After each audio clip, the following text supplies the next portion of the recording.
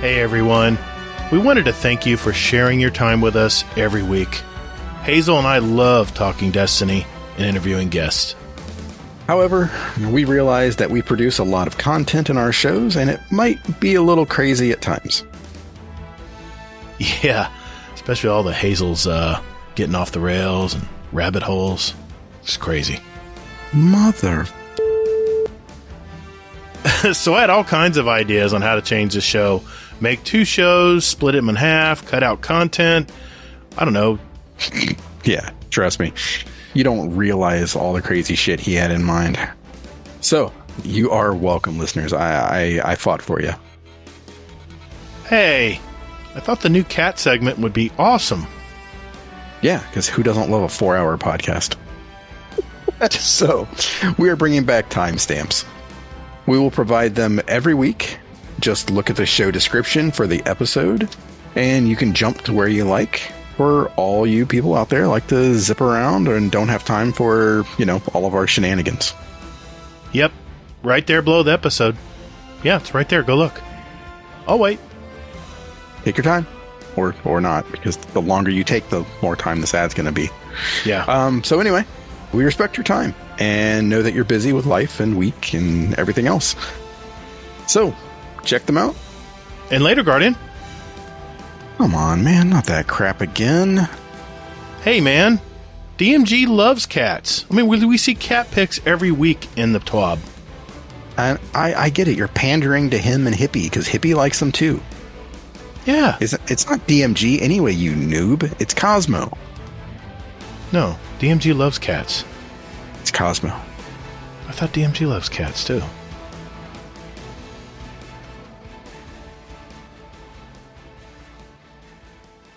Yeah, don't mind me, Hazel. I'm just gonna sit back here and smile. Yeah. So, it's with a heavy heart. I have to say, I intentionally deceived our community. What the hell are you talking about, Hazel? You can do it. Think about Laz. Can Laz. I know. Alright, you gotta stop this before Hades gets to Laz, basically. So, okay. As I was saying, I, Hazelnut, intentionally deceived our community by not advertising that Team Monsters was a thing. This led to our listeners causing enough votes for Team Mechs to win. I am sincerely sorry about this, and I will do better to report the Destiny news with more integrity. Well, I think that's about as good as it could have gone. Yeah, I can't stop dancing since I heard it's 52-48. So you son of a bitch! Where's Laz's number? That's just wrong, man. That's just wrong.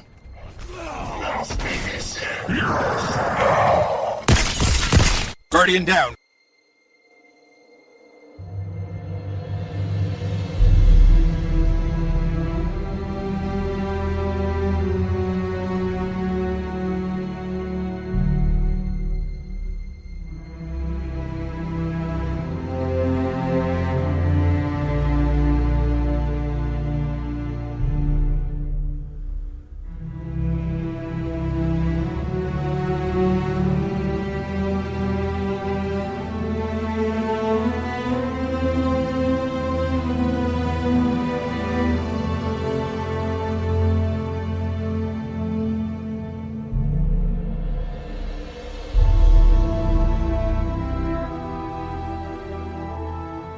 Hey, what's up, everybody? Hey, thanks for hanging out with us today. Welcome to episode 143 of Guardian Downcast. We're a couple of OG Destiny gamer dads that have played since day one of this Bungie creation we call Destiny. And we love it, and we talk about it. We also occasionally interview content creators and community members to find out more about them. We're the show that asks, you ready to fire team up? I'm your host, the Gatr. And my co-host Hazel is here as well tonight. How you been, man? How's your week? My week was okay. My daughter was sick at the end of last week, I want to think, and she so graciously shared her sickness with my wife and I. So yeah, we got sick again. It's been lovely. Oh my god! Jeez. Yeah. So That's I'm awesome. feeling better. I started feeling better probably like Wednesday. So we did a raid with FUD on Tuesday, and I was like, I kept having to mute so I could cough and die. and then after that, it's pretty straightforward. I was feeling pretty almost 100% now. So Nice. Yep. What about you, man? Yeah, just to reiterate, that raid with FUD was a lot of fun. It was myself, it was you, Kingsley Mac, Poop Shizzle was in there. I haven't gamed with him in a while. That was pretty cool. He was my raid buddy that night. He carried you really well. No, he did fine. We worked together as a team. And of course, Mr. Elmer Fudd. Am I forgetting somebody? Des Raven. Yes, Des Raven was also there. Yes. Des was my partner. That's the reason I'm like, it was so smooth. I was like, I don't know. I mean, that's the reason why. I mean, yeah. And, who got the exotic? Who cares about the exotic? That's my Oh, question. now you don't care. Now that I got it before you, now you don't care? Before. I told you that before. This exotic is shite. All I know is I got it before you. And I got it before Kingsley, too, and he raids a lot, so... Me and Sin. You know what? Me and Sin, the RNG buddies. Though? What? Doesn't that say something, though, when Sin or Kingsley and myself are like, it's okay. You know? I love pulse rifles, dude. The exotic perk, though, is... like, just not that good. Well, I haven't even played with it yet. I mean, the little bit of time I had this week, I went with played Iron Banner with the clan. Collective Obligation, though, it looks interesting, man. I'm going to get that new skin for it, too. But it's void. It's a void pulse rifle. There's not many void pulse rifles out there, so. No, there really aren't. I'm looking forward to that. Yeah, we dabbled in some events this week, you and I, and we did. We'll talk about that. But, we'll talk about that. But it's been a busy week. Did not one, but 2 termite treatments today. So I got home at like 7:00. So I am exhausted, but we're gonna have fun tonight. I always look forward to podcasting. The deck's 75% complete. News story for that. I'll be finishing that up tomorrow if we don't get rained out. But tonight, we have another one of our clan cast where we talk to some of our clan mates and see how their Destiny adventure's going and, share their opinions on the game so far. And tonight we have one of our clan mates, Mr. JellisGaming, on to talk with us. And we may have other clan members jumping in throughout the show later as well. But Jellis, how you been, man? I heard you're, I can't feel bad for you. I think you said you're on vacation or like a summer retreat right now? No, we're just prepping for summer. We're up at the boathouse opening it up and making it all nice and lively. So, God, it reminds me of all those summers where I went and opened up my boathouse for the summer. Yeah. That never happens because I don't have a boathouse. I said it's summertime for you all the time, so you never have a break. Okay, that's fair enough. He got you. That's pretty cool, though, man. That's got to be very memorable going in, for the summer, going to the lake and stuff. That's pretty cool. Yeah. Oh yeah, it's great, and we're like 45 minutes to an hour away from like the city and stuff. So there's no connections to people out here. It's like a perfect getaway, a disconnection from like drama or anything that you had going on during the week with like work or anything going on like your neighborhood. You just come out here, you don't know anybody except the community, and it's just a fun time. That sounds beautiful. Yeah, it does. It sounds like a lot of fun. I've had a lot of memories on going to lakes and ocean fishing and stuff, so it's great, man. It's just great to get away. Yeah. Especially when you bar hop on the boat. My kids grew up on boats, so they had that great experience.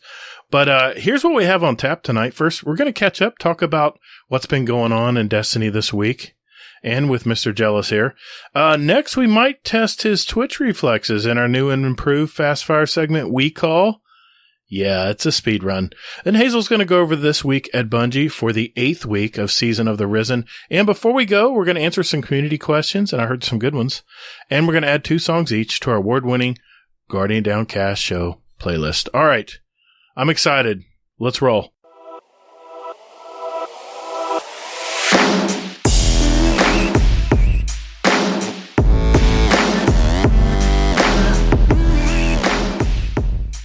thanks for listening to Guardian Downcast.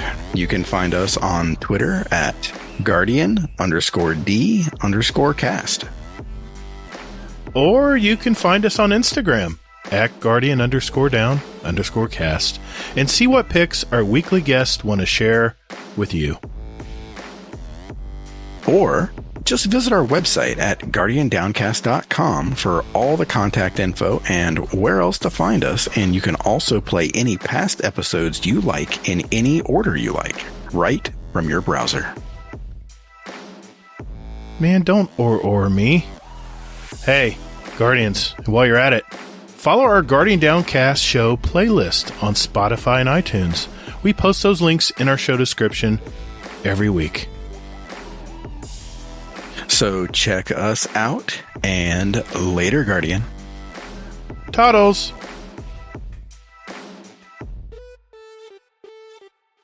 Whoa, Mr. JellisGaming, how you been, man? I know you've been popping in and out of the Discord, but sounds like you've been pretty busy. What have you been doing with your life lately? School full time, work full time. It's a pretty heavy load. I'm almost done though. 3 weeks, and then I'll be done with my bachelor's. So I'm really stoked for that. Well, nice job, man. Yeah. Oh, wait a minute. Last time we talked to you, you were getting your 2-year degree, right? Yeah, that was 2 years ago. Damn, has it been that long? No, hey, it hasn't been that long. No way, it's been 2 years. Heck yeah. I was just talking with my coworker, and we were saying how, we're like, oh, we only got a couple more weeks. And I'm looking at him like, it feels like I just graduated high school 2 years ago. And here I am making another attempt with 4 more years. Wow. That's, dude, I'm just getting old. I can't believe there's so many people we want to have back, but there's new people we want to talk to as well. So it's like a moving target always. But, just so our listeners know, you're known for, helping, Mr. Warcry out at the end of the year. You want to explain what you do there? Yeah. So, when it gets around to the holidays, I feel really festive, and, I'm the author that makes all our little poems for the night before Christmas and any other kind of Christmas stories. This year I made up a completely brand new one. It was scratched, just made a homebrew of it. You guys liked the last year's version of The Nightmare Before Christmas, so I just made a story this time around with hinting at new releases like the Galahorn and stuff like that. Yeah, so it was very good. New people and old people. Yeah, it was very good, man. It was a lot of fun. We really appreciate you doing that, man. Hopefully you'll be able to do that again for us this year. Oh, yeah, I love doing it. I have so much fun writing it, reading it, and then I go, oh my gosh, now just imagine Warcry reading over it. He's like Morgan Freeman to me for my writings personally. That's how I feel about it. I'm sure he'd appreciate hearing that. Yeah, definitely. Well, it's almost tradition now, so we feel like we have to do it. So don't go anywhere, okay? Stay in contact. So, what else you been doing, man? What else you been doing other than school? Has it just been nose of the grindstone, or is there anything else you've been having fun with? I've been doing some bowling. I don't know last time we talked or not. So, well, no, this is before that incident. We'll get to that later. So about a week before Thanksgiving, I shot my first ever 300 in my one league. It was fantastic. That is awesome, man. Oh, you always remember your first. You always remember your first one. Oh, this one's got a fun story to it. So I was coming late from an Applebee's. If anyone doesn't know what that is, it's just a little restaurant pub. And I showed up right after practice had ended. I didn't get any warm up. I just tell my captain, hey, sorry I'm late. And then I asked him hey, how are the lanes? How's your ball hooking and whatnot? So he gave me his info. I picked the ball out of my bag. First ball was a strike. I was like, all right, cool. I can do this. Second ball was a Brooklyn. I'm like, oh, okay, that's not bad. And then I ended up throwing the rest of the game. So first game of the night with no practice, I shot a perfect game. My teammates then proceeded to say, you don't need no practice. Go ahead and show up late if you want every night. Yeah, we've had a couple of people on our team do that as well. I took a break this year. I hurt my knee and I had to stop short. I think I only did 1/4 of our 4-quarter league. So all my league mates had to find a replacement for me. So I've been just rehabbing and kind of taking it easy from bowling this year, but I definitely miss it, man. Oh yeah. I was in 3 leagues a week. I was Tuesday, Thursday, and Saturdays. Man, and then I don't know how you can do that. This knucklehead decided to do stupid things. Not really. I had a little accident and I broke my pinky. I dropped my bowling ball on it. You probably shouldn't tell anybody that after you threw your 300. Well, so that was I broke it back in February, so I'm glad I shot the 300 beforehand. Yeah. And when I was telling people, like they see me in the cast, like, oh my god, what happened? I'm like, yeah, I broke my pinky. And they go, how'd you do it? And I say, oh, I dropped my bowling ball on it. They went, ha, that's funny. So what'd you actually do? And I'm like, no, seriously, I dropped my bowling ball on it. And they're like, you're such an idiot. What do you use? Use a 14 pound? 15. 15 pound? How much do you weigh? That Probably is about just 16 pounds. That's a heavy ball, man. Yeah, I mean, so I was transferring the ball to go set it down, and my foot caught my bowling bag, and so I stumbled a little bit, and I just fell like that, foot or whatever. Oh man. But what had happened was my pinky curled into my palm, if you were to make a fist. Oh. So my pinky curled into my palm, and then the bowling ball crushed on top of it. Oh. So if I would have fell and my hand had sprawled open like it was supposed to, I probably would have walked away unscathed. But because the pinky curled, there's no support. Yeah, there is. And then you have a 15-pound ball crushed on top of it on a wood floor. And just so our listeners who don't bowl, 16 pound is the heaviest. So it's the second heaviest ball out there. It's crazy. I'm sure you can get a heavier ball, but regulation, I think 16 is the heaviest you can get. Yeah, it was not fun. I'm a good 235, and I throw a 15, and it wears your arm, man. Now, are you thumbing it or is it not thumb? I'm just gonna leave that where it is. I mean, are you a no thumber or do you thumb the ball? Use the thumb in your ball? No, I do not use my thumb. I just use my index finger and my pointer finger. I don't know how you do that, man. How do you cradle 15-pound ball like that? That's nuts. It all starts from your technique and growing into it. When I started bowling, I started with a 12, and then I've gone up to a 15. So I didn't just pick a 15 out the blue. So, but you have to technique. Yeah, go ahead. Technique overpowers strength. That's in any sport you do. If you have the right technique, you don't need strength. Yeah, but you have to have some incredible wrist strength to cradle a 15-pound ball and then ignite it at the line. It takes a lot of effort, man. Your ligaments, everything have to be very strong. Yeah, it was nice practice. I actually all self-taught. My dad tried teaching me, and I just physically couldn't get the one-handed release. And then I saw Jason Belmonte bowling, and I was like, hey, that's a different way of doing it. So then I went to my bowling alley and just kept bowling, got a little better at it, and I just kept refining it, self-refining, and then eventually I was throwing what I am today. So, dude, if we ever meet at GSX, we got to go down to Colonial Lanes or something and I plan on it. Bring your bowling bag. Yeah, hell yeah. That'd be great to bowl a few games. For sure. Nice, man. That's awesome, man. Well, not awesome about your finger, but I mean, that's awesome. It's funny. Whenever I hear people talk about their hobbies and how much they get into it, with you and bowling, even H from back in the day and Frisbee golf, I'm like, fuck, I really want to go back and play Frisbee golf now. And it's I want to go bowling, and it's just so damn contagious, you people, and your motivation and, excitement. Yeah. If we go to a pub, I'll throw darts with you.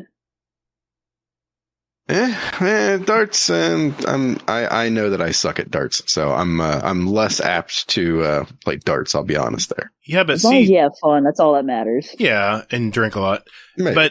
But see, darts and bowling are very much alike. It's all about release and timing. It's just the release is on the is with your hand above or beside than it is under, but. It's very much, it's like horseshoes. That's why professional horseshoe players make very good professional bowlers, because it's all about knowing when to release it. Anyway, it's all about the flick of the wrist. It's exactly what it is. Everyone thinks it's arm strength. That has nothing to do with bowling. Yeah, it's all at the wrist. It's all at the bottom of the swing. Nice. Interesting. Well, cool. Anything else? Any more news to add? I'm at another job for my program. I moved to another place and I work on Bitcoin miners. So those are fun. getting all right up into all the cryptocurrency business and whatnot. So you're working on all the servers and stuff on that end? No, not the servers. I work on the actual machines that do the mining. Okay. So, yeah, there's like computers that do the mining itself, and that's what I repair and then send them out.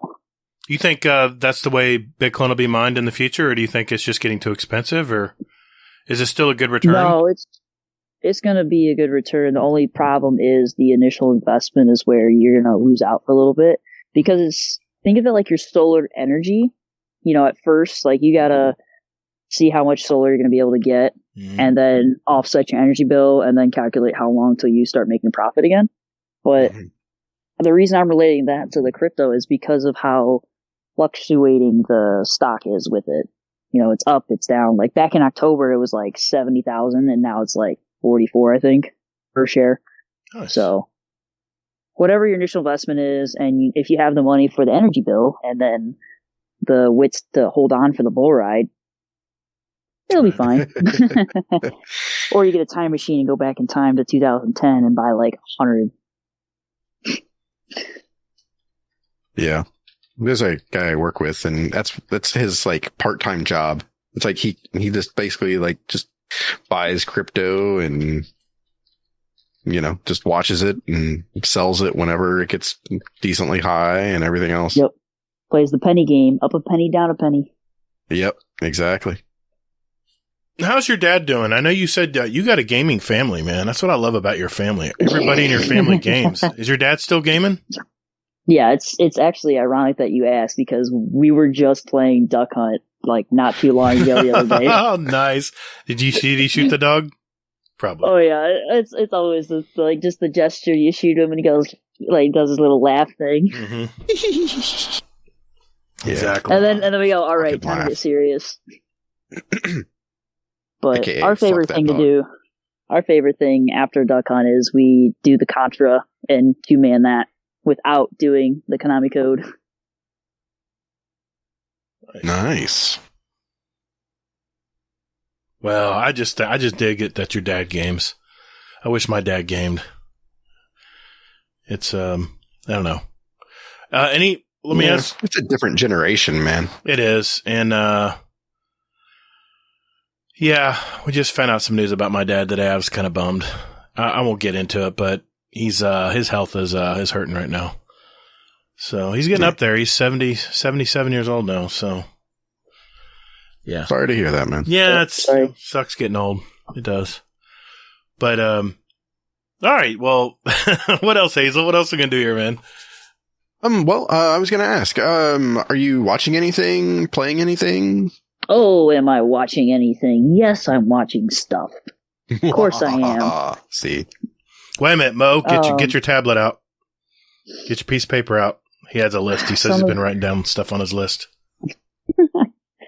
So, I partook this with my dad a little bit. We speed ran Game of Thrones. Nice. The whole show in 22 days. I feel bad for you, but yeah. What do you think? Oh, it was pretty Is that good. your first time watching it, or?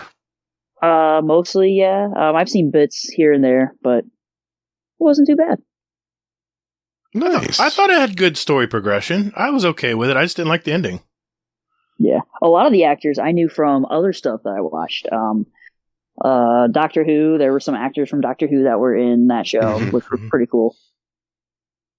I was like, hey, I know that guy. And then I go, wait a minute, he looks a little young. And I look up when the season aired and I go, holy crap, that was a long time ago. You know what I find? If you watch a lot of medieval movies, you'll find there's a lot of actors that share roles from movie to movie. I think it's because they do a good job. They do. They do a great job at it. Yeah. What Anything else besides what else are we watching? Game of Thrones? We watched the Gatr cartoons, you know, we watched Demon Slayer and other stuff. What do you mean Gator's Gatr? favorite. What do you mean Gatr cartoons? It's, you know, the Gatr Saturday morning cartoons. Okay. That must be that anime crap you guys are talking about. Hey. You watch that. Keep it up and soccer won't carry your ass in the next GM. I just. All right. Well, let's talk some Gatr lingo real quick while we still have them. I got my Rotten Tomatoes rating for Uncharted. Oh, God. I went and saw that recently. What did you think of Uncharted? I didn't see it. I didn't see it. What did you think? I thought it was fantastic. Really? I personally love Tom Holland in like all the roles that he's playing. He just plays them perfectly, in my opinion. Okay. I mean, that could just be me being a younger person liking a younger actor, but I think he plays the roles perfectly. He does most of his own stunts until his life comes in danger. Then they throw in the stunt double. And he does all the acrobatics, like in real life too. Like he's done parkour. He's got a background in like gymnastics and stuff like that. So he can take the beatings and make the roles like even better. And he fits into them so well because his persona of being able to play different types of actors and roles, it just works for him. And I love it. I'll have to see that when it comes out on streaming. I missed it at the theater. I had a hard time selling my wife to go see it. He's not allowed to go to movies by himself. So I just, it's our hobby. It's something we do together. So what? I even do it with my parents too. So we all four will go sometimes, depending on the movie. But I'll catch it. You don't have to wait on your wife if she doesn't want to go see something, and you know damn good and well she don't want to see it. I'll tell you a little story here. I used to, when I get rained out, when I first started my business, my wife was teaching full time. I would go to the movie theaters, and I would never tell her because she would be so resentful that I went and saw a damn movie while she's working. So ever since then, I have just felt guilty, I guess, because if I'm going to go see a movie, I want to go see it with my wife. And if I don't, I just feel like I'm cheating. It's weird, man. I don't. Plus, the theater I like to go see it is quite a ways away.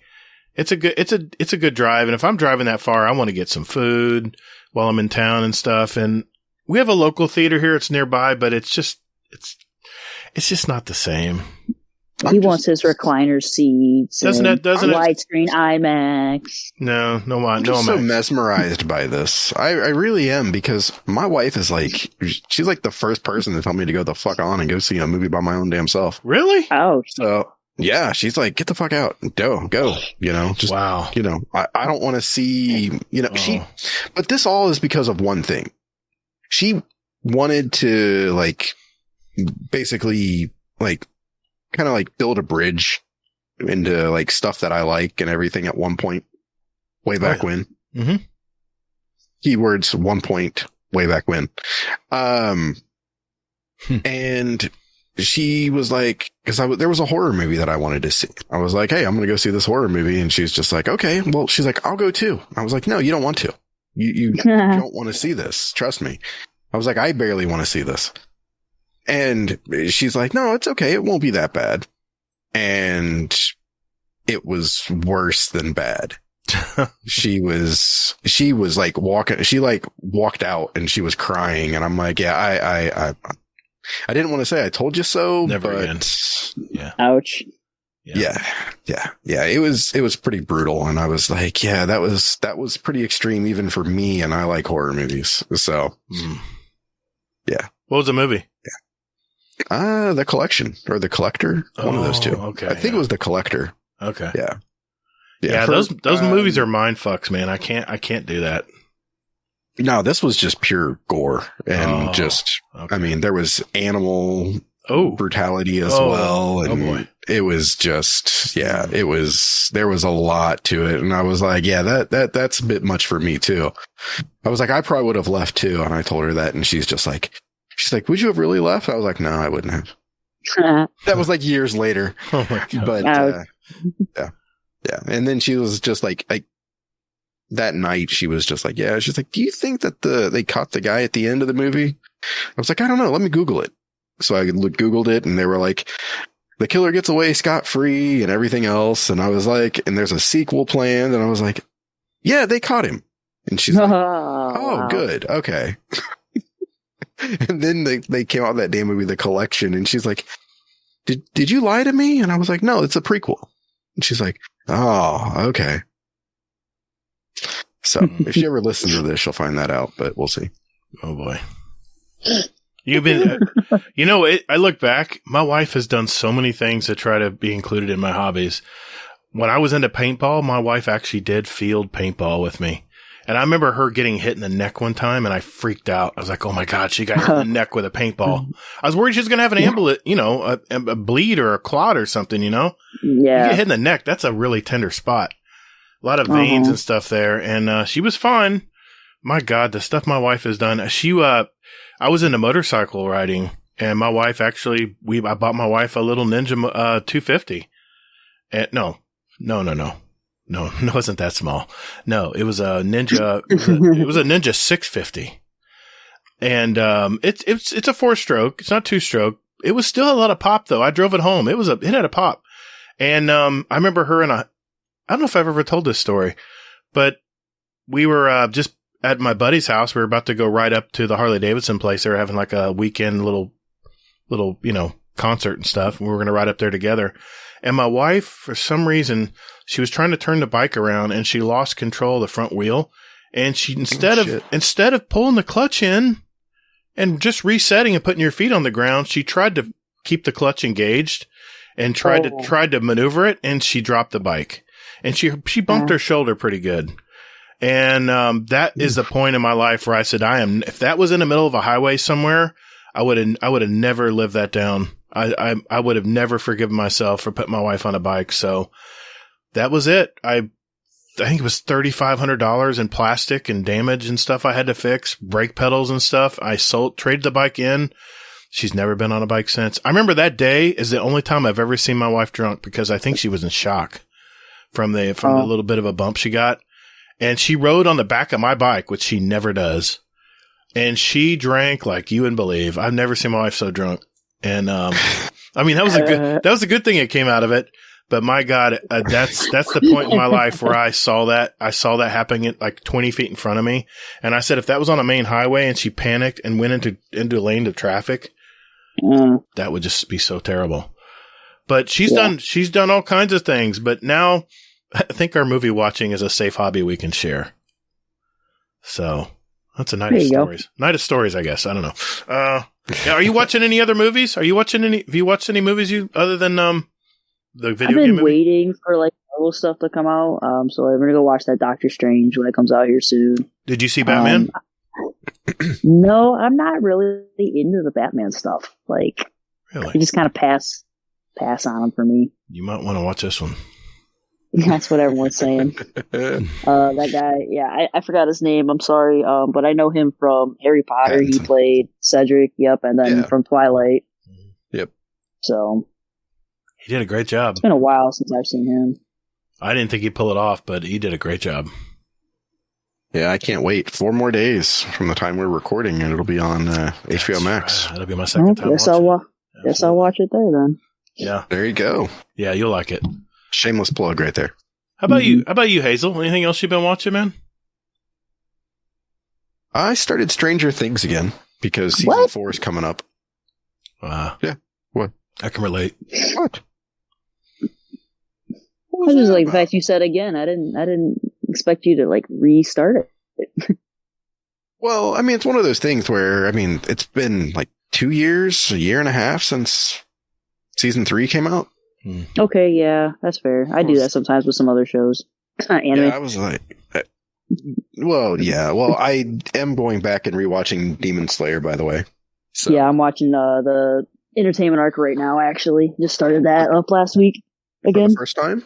No, again. Now. Okay, yeah. Come on. What are you saying? I know. Who got you into Demon Slayer? I know. It was you and Ranga. But yeah, well, we've got Soccer into it now. Oh yeah, Sakurogi. He knocked out. Like, I mean, I'll never forget. It was like 3 days in, and he's like, I started it, and he's like, it's kind of okay. And then like 2 days later, he's like, so I finished season 1. Where can I find the next stuff? So it's like, go to the movie theater and watch the movie. It wasn't on, unfortunately, but and then he knocked out the entertainment district in like, I want to say like an evening. What? Yeah. I was so upset. I was like, you needed to wait a week in between episodes like I did. Right, like I did, yeah. But I'll never forget what got me into it. My buddy just messaged me one day. He's like, hey, the movie's coming out. And I'm like, okay. I'm like, I'll go watch it. And he's like, well, I didn't know if you would or not because you haven't watched it. And I'm like, I don't care if I watch the show. I'll go watch the movie because the movies that I've seen were so good. You didn't like have to watch them. Like you didn't have to know stuff, but you could still enjoy it. And then after I watched the movie, he looked at me, and this is when we had our clan cast, I think a year ago, honestly, like this day or something. Right. We were driving home and I'm like, yeah, I'm gonna go watch the show real quick. Watched the show, and then within a week, I went back to the movies and watched it a second time with a different friend. And I'm like, I know everything that's going on now.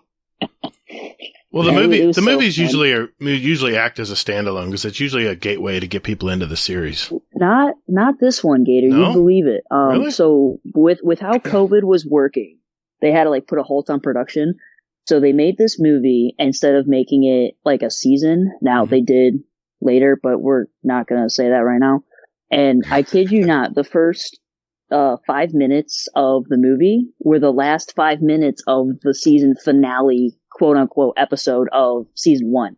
And then it just rolled into what was going on. So it was a seamless transition. And then after like half a year, they're like, hey, we're going to put it into like a show form. And then they broke the movie up into like 20-minute segments. And I'm like, I'm not even going to watch this. That's disgusting. How dare you take a movie and then break it into a whole season now? Yeah, that's unusual. Yeah, so it's like a 5 or 6 episode season, which is the movie. And then they changed some stuff, but it was really good. Oh, cool. Yes, it was fantastic. I mean, it was great to hear Soccer say it too. I was like, yeah. Like, yes, be one of us. One of us, exactly. Oh, God. So, don't knock it till you try it, man. Yeah, all right, fine. Hazel was the same way. He watched first episode, like, it's okay. And then like a week later, you're like, all right, I'm done. Well, I tell you, there are so many good shows right now. You were talking about how you watched the last current season of, what was the show you just said? Oh, Stranger Things. Stranger Things. I watched the whole season 5. I binged it at Better Call Saul because next week, season 6. It's the last season of Better Call Saul. And I'm telling you, if you guys have never seen Better Call Saul, there's 5 seasons on Netflix, but you can only watch the new seasons on AMC, American Movie Classics. And it is a phenomenal show. The story is so gritty. And deals with I don't know. I couldn't get into it. It's all about the drug cartels and how normal people's lives are and how you're like, how could I ever live this guy's life? This is just so chaotic. But here's the thing. Here's the thing, though. This last season is where it ties into Breaking Bad. That's where it's really going to be good. But I don't know. I just could not get into it, though. Well, how many seasons did you watch? Probably like 1.5. Okay. Yeah, it's very slow at first, but man, it gets really crazy. It really does. It gets so good, man. You know what they start doing in the later seasons is they start breaking down each character story. Don't tell me. No, that's all right. I mean, you won't know who. I mean, I might watch it at some point in the future, but I mean, as it stands right now, I'm just like, I tried to give it a shot. And it just. If you watch Breaking Bad, this really will bring back some flashbacks. I mean, it made me want to go start watching Breaking Bad all over again. It was that good. But I tell you what, I've watched a couple other things too. Have you guys been keeping up with the Halo series? No, I don't have Paramount, sadly. Hey, quick note about you and your movie watching. What? So, I shared this in the Discord channel, for Moon Knight. So my wife was like listening to one of our episodes and she's like, I didn't know you were watching Moon Knight.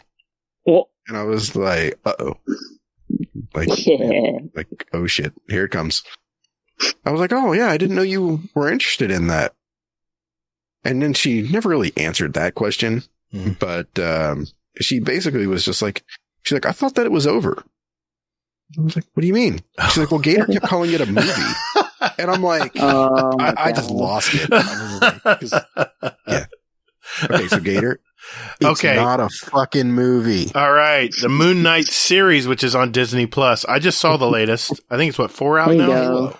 4? Like Halo. Well, Halo, yeah, it's Paramount Plus, and it's a series. I've watched all 4 episodes that have been out so far, and I gotta tell you, man, it's not bad. I mean, for the purist out there, they're not going to like the way the story's gone because it breaks away from Halo pretty quickly, but I like it, man. I don't even know why they really put Halo on the title other than, I guess they have to follow money. Yeah, I'm sure. And if you look, it's like Amblin Entertainment, all these big companies are backing this series. But it is, it's really not bad, man. It's so they can draw in the Halo crowd. That's the reason why. I mean, yeah. I mean, there's references to, the planets and stuff and all the enemies and stuff, but, it's more character based. It's really weird. It talks about individual characters.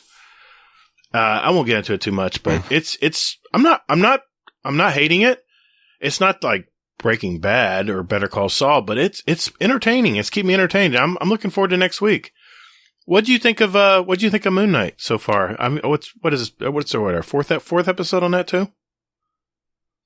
I think there's 4. I guess so. Have you watched the latest? Yeah, I have. Okay. I don't know. I mean, the last episode was okay. It was a little all over the place, wasn't it?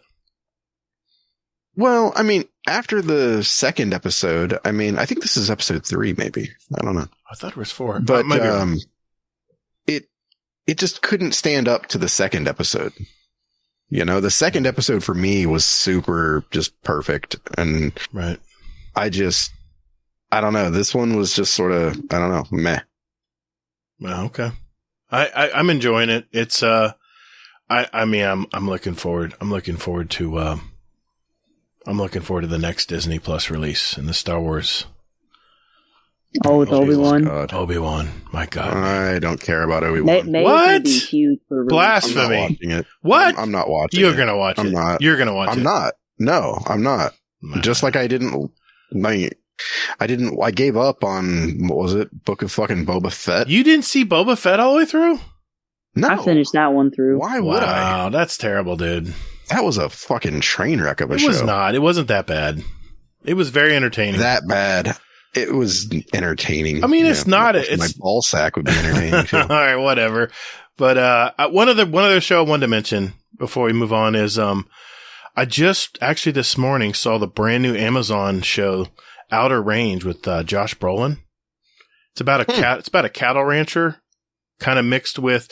I think someone said it's a mix between the Dutton Ranch. Yellowstone. It's like a cross between Yellowstone and Men in Black. Yeah, it's out there, man. It's an out there show, but it's got a lot of Yellowstone kind of vibes to it too. How is that even possible? You'll have to see. Are they like hurting aliens? No, not exactly. You'll have to see. I'm not going to spoil anything on this one. There's I think 2 episodes have come out. I've seen both of them, and not bad. Not bad. Josh Brolin, just a damn good actor. I love him. I'm just going to say that saying that it's like that comparison, like putting them both together like that did not make me want to see the movie. I know. It confuses you, right? I know. It's not a movie, by the way. It's a series. Oh, my bad. I thought it was a movie. Hey, I got a question for both of you guys. I'm gonna start tuning into Hulu. I've had a subscription. It's like bundled with my Disney and stuff. I haven't been watching a lot of Hulu. What's some good shows to watch on Hulu? What should I start tuning into that I would like? I would watch Future Man. What? Future Man? Yeah, Future Man is good. What's that about? Yeah. So do you remember the Hunger Games? Yeah. Josh Hutcherson, I think is how you say his name. Yeah. He is your main character in this. Okay. What's the premise? So the blank plot is he plays this video game and he's the first one to get a high score on it. Okay. Come to find out, it's actually a puzzle sent from the future, and whoever wins that, the people from the future think, all right, that is going to be like the world's survivor. So these 2 people come back in time to his current time to stop events from occurring to save the movie, future. That show already was aired a long time ago. It was called The Last Starfighter. Exactly. But this one's got some comedic relief. It's not like serious this one the whole way like, through. It's laid back comedy. Oh, okay. A little lighter. Okay. It's way lighter. I'll watch that. What else can I watch? Yeah. What else can I watch on Hulu? I'm trying to get some ideas here. And I know Mo's got his Let paper. me open up my Hulu app real quick. Yeah, Justified is on there. Justified? That's a great show. Okay. Yeah. Timothy Oliphant, he plays a deputy from Texas. Okay. Or, I'm sorry, Kentucky. And he gets sent back home in Kentucky and against his will. And Timothy Oliphant's just a pimp. So yeah. Okay. Yeah. So I'd say that. There's a little known show that nobody has ever talked about. It's called Demon Slayer. Season 1, season 2 is on there. Yeah. There you go. Oh yeah, let me write that on. that. Let me write that on my list. I'm writing it right down. Demon Slayer. Okay. What else? What else there? I fucking hate you sometimes. All right, you got your app open. Jealous, lay it on me. What else did I do watch, man? I'm looking. I don't know if you're into cooking or anything, but there's a new Chef Ramsay show. Trying to find the name of it. And what they do is on the show they have 3 levels. Yeah, that's on main TV. Video. Yeah, I've seen that show. It's actually I'm actually recording it on my virtual DVR on YouTube TV. I can't remember what it's called, but it's on. I'm gonna catch up and watch that one. That's a good one.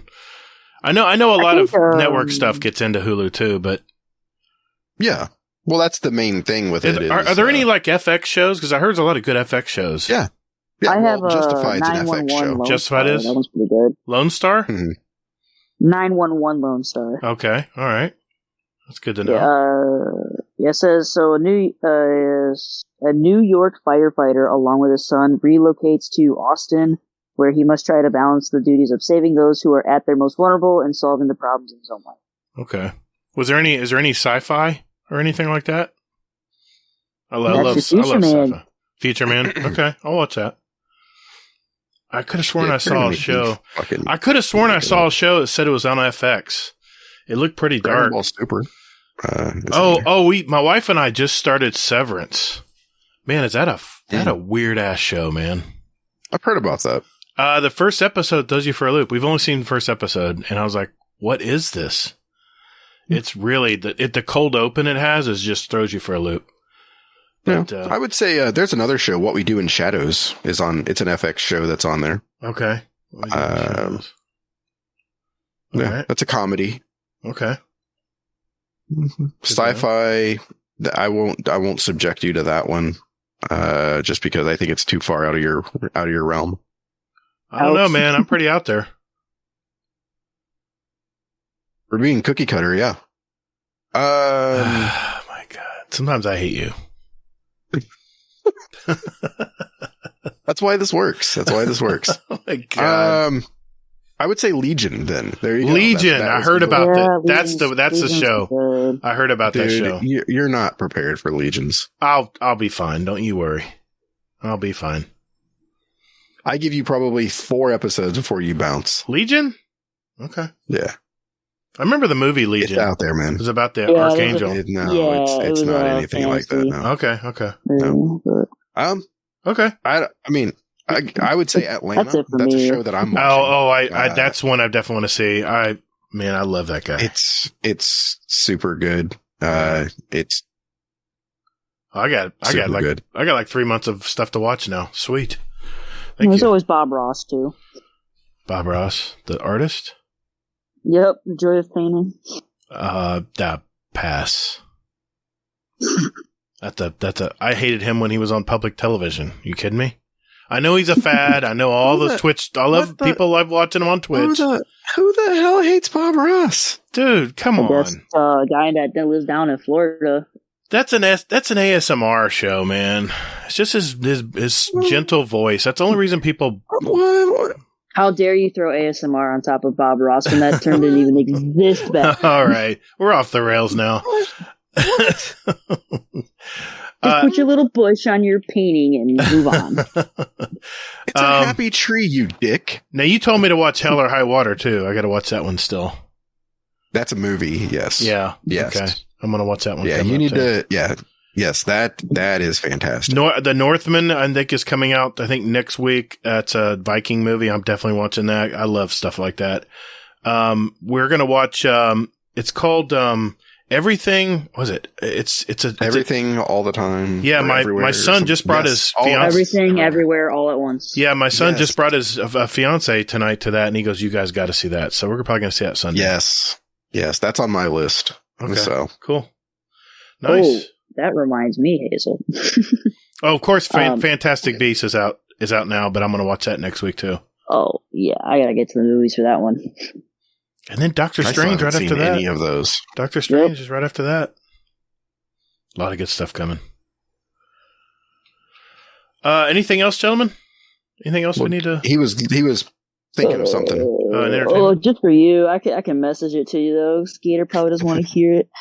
No, I'm curious. What is it? So with that, everything, everywhere, all at once, or whatever. There's an anime. God, I'm out. Shut up. It's called Steins Gate. Stein Gate. Curious. It follows that premise. Well, it was out for the movie, but the premises follow the same. So I think it's on Crunchyroll or Funimation. I watched it on Funimation personally, but yeah, Steins Gate. Oh, sweet. Okay. Hey. Okay, I'll be good. Hey, to our listeners, if you've been subjected to Gatr and his anti-anime views, please contact Laz and see if we can. No, we don't need to talk to Laz. We don't need to bring Laz into this. Yeah. I think we might. We don't need to. We're good. Hey, but wait a minute. Before we go, Jealous. What have you been doing in Destiny, man? We've been playing some video games, doing some Witch Queen stuff. Witch Queen came out, and better timing than ever, because when I broke my hand, I couldn't work for a day, so let's play some Destiny, right?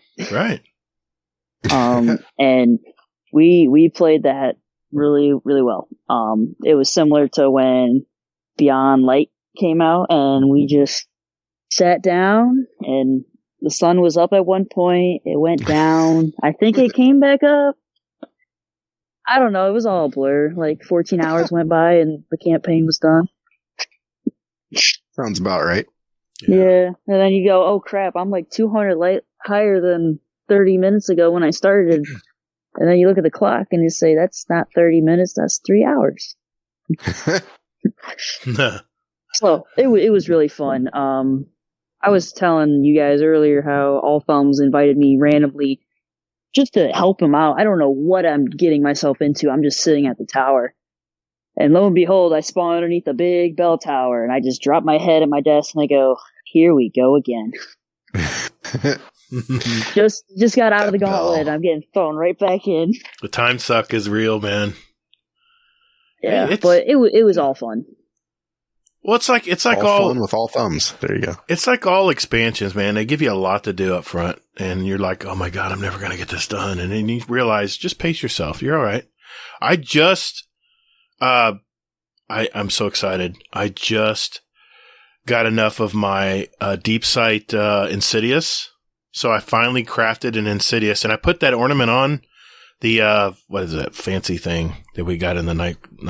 The memento. I put the memento on it. So, get some cool camo. I saw the camo. It's like an funky orange camo that moves. It's pretty neat. But, you got to get to level 30 with that gun, though. I tell you what, though, I played Iron Banner with my buds last night, all the clan guys, and, had a great time. Mr. Monkey, of course, was murdering with the glaive. And, he was Mr. Monkey. It's not Mr. Monkey. I'm sorry. Monkey. Kill a monkey. Sorry, Mr. Monkey. Sorry. I didn't mean to put you in that spot. No, but man, that guy, he's got that glaive down. People just don't know what to do when he comes at him, and he does the skating, so he's flying at him.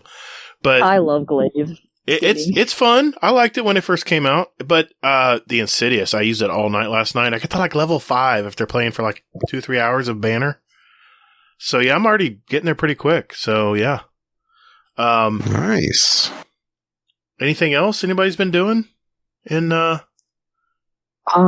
I did the raid, I think, the second weekend after it came out, which was pretty cool. Always getting that first clear with some people from our raid bot community. It's always fun. Oh, yeah. Nice. Very nice, man. Awesome. When I joined, I was like, "Hey, Sin, I'm the correct light level this time." I'm sure he appreciated that. Yeah. Oh yeah, he did.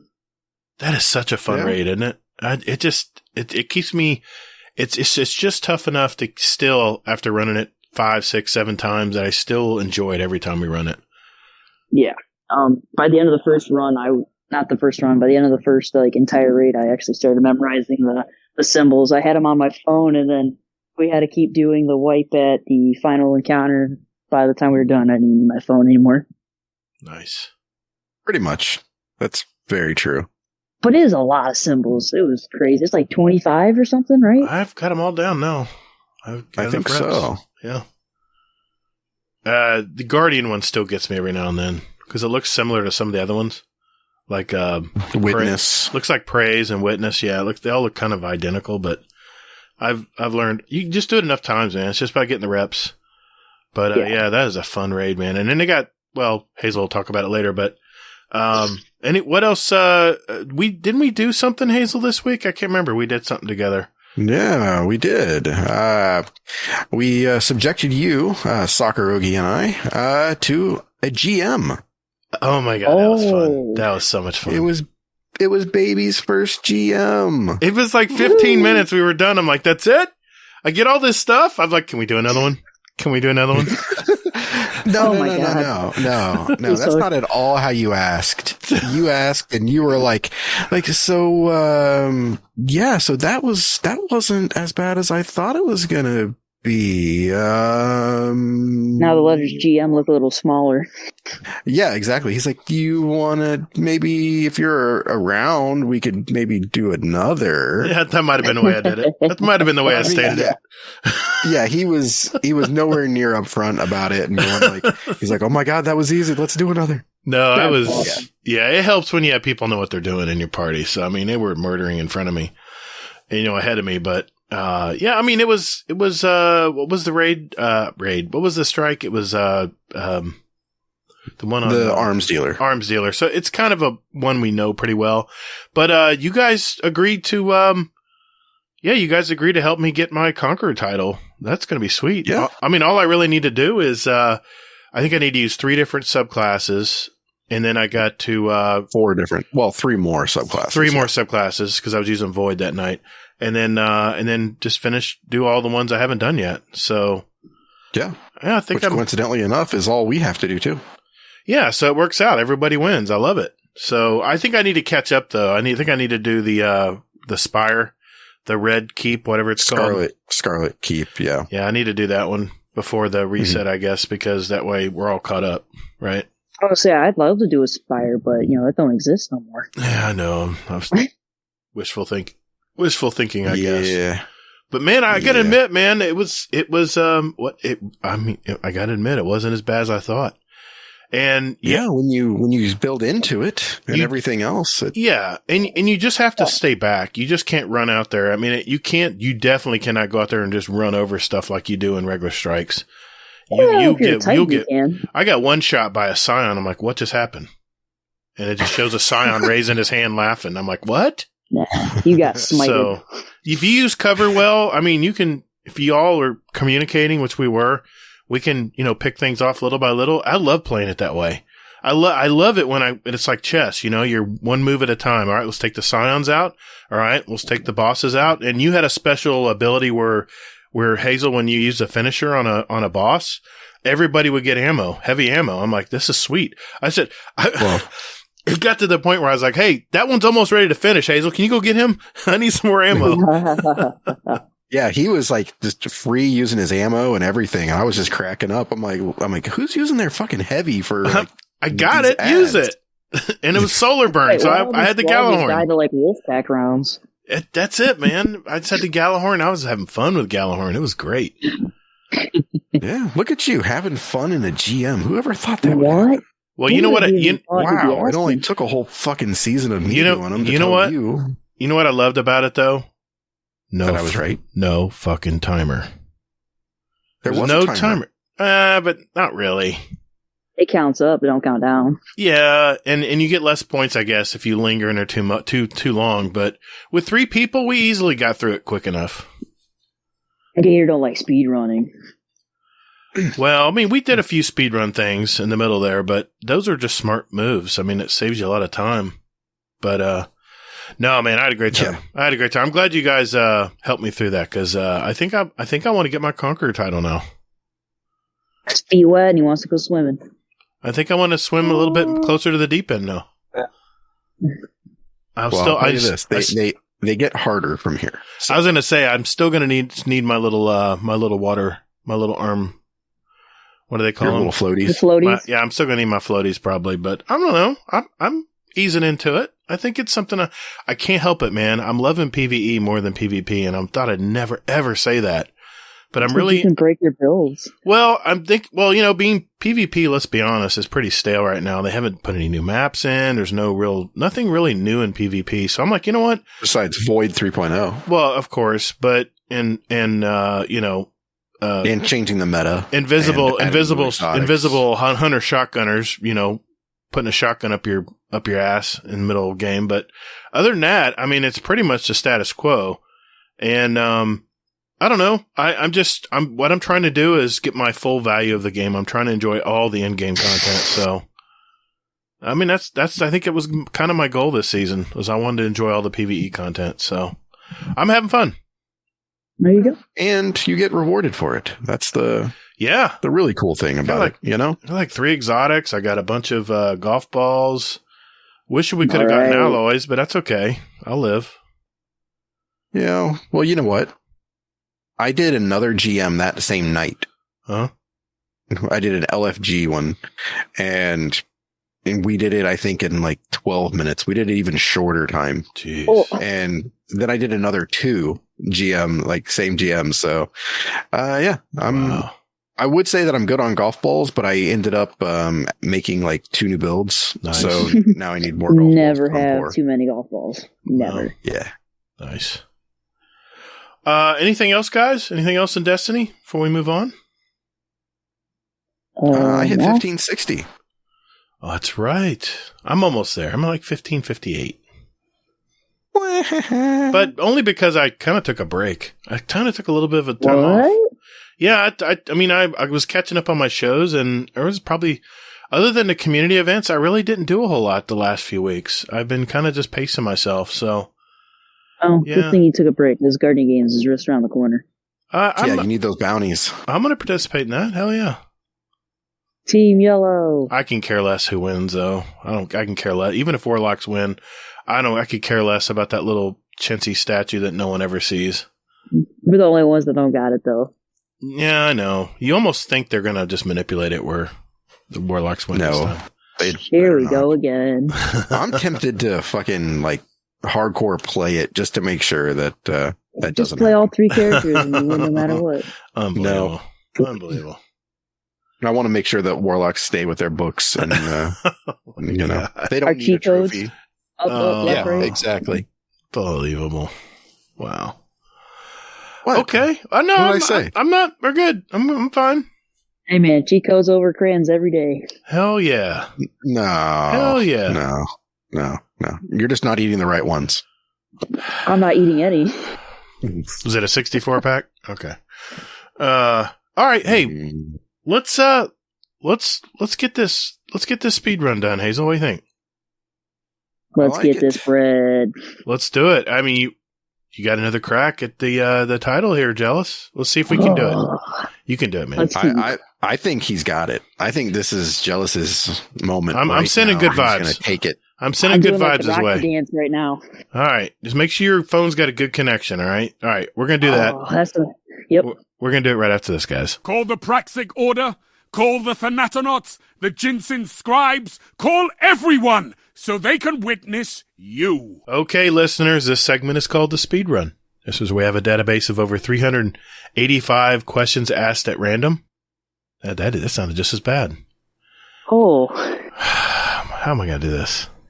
Okay, listeners, this segment is called the Speed Run. This is where we have a database of over 385 questions. And, Jellis here is going to have 90 seconds to answer as many as he can.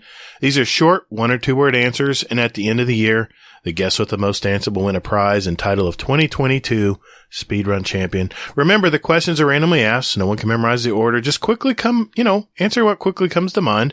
Tonight, I'm going to ask the questions randomly from the list. Hazel is our timekeeper and quality control expert. He tends to adjust things depending on how bad I stammer or stutter while doing it. So Hazel's decision will be final on this matter.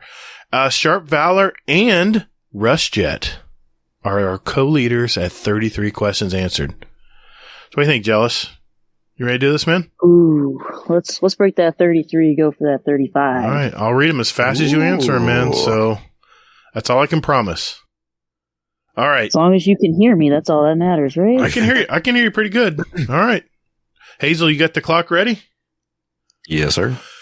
All right, here we go, Jellis. 3, 2, 1. Warlock, Titan, or Hunter? Warlock. What is one of your favorite movies? Spider-Man. Void, Solar Arc, or Stasis? Void. Should there be solo freelance strikes? Always. Which famous celebrity would you want to punch in the face?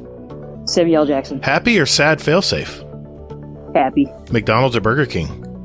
Burger King. Strikes, Crucible, or Gambit? Crucible. What is the most broken exotic in Destiny at the moment? Aeon Cult Gauntlets. Ikora, Amanda, or Eris? Ikora. If you could choose, who would voice your ghost? Samuel L. Jackson again. Human, Awoken, or Exo? Exo. What's the best sandwich? Barbecue chicken. Pulse, Auto, or Scout Rifle? Pulse all day. What's the worst job you've ever had? Working at Burger King. What's your favorite Destiny planet? Io. Kill, Clip, or Rampage? Rampage. Do you like pickles? Yes. Coke or Pepsi? Pepsi. Best Obi-Wan, Guinness or McGregor? McGregor. Charcoal or gas grill? Charcoal. Ikora, Kate, or Zavala? Zavala. Sims games, yes or no? Yes. What number am I thinking of? 24. Gold or silver? Silver. Spock or Data? Data. Do aliens exist? Yes. Favorite salty snack? Chips. Plain or peanut M&Ms? Peanut. Favorite TV game show? Ooh, Price is Right. EDZ or Cosmodrome? EDZ. Last Wish or Leviathan Raid? Leviathan. Oh, that pains me. That pains me. I think I know it. I think I know what you're going to say, Hazel, but The 33, 32? how do you do, Hazel? 32. Oh, so close. So close, man. I saw the finish line. You were flying, man. You were flying. You were moving. Yeah. I think the sandwich messed me up. I was literally a second on that one. You did good, man. You did. I think you did the best you could. I mean, I was. Oh yeah. There were some curveballs in there, but you didn't take too long to think about it. I like that. I was like boom, boom, boom, boom, Yep. boom. Hey, good try. Fact, it's not data, it's data. I know. I realized after I said it that I said it wrong. I was playing along, man. That's how he said it. He went so I right said with it. back just to- The adrenaline. Hey, the adrenaline flowing there, Jellis. Oh yeah, I can hear it in your voice. Listener. Hey, listeners, I got a question for you out there. Do you have a great speedrun question? If that's a yes, join our Discord and enter them in our speedrun question ideas channel. Yeah, Lana, it's another channel. And we'll add them to next year's speedrun. Just remember they need to be yes or no, 1 or 2 word answers. Either or questions will be accepted. And don't forget what's your favorite. I love those. At the end of the year, we're going to have 2 drawings for a $25 gift card of your choice. And you can enter up to 5 questions to go into the drawing. So good luck. I also wanted to mention, if you're enjoying our podcast so far tonight, all we ask is that you tell a fellow Destiny gamer out there. Let them know about us and share our little podcast. All of our links are in our show description. And thank you in advance.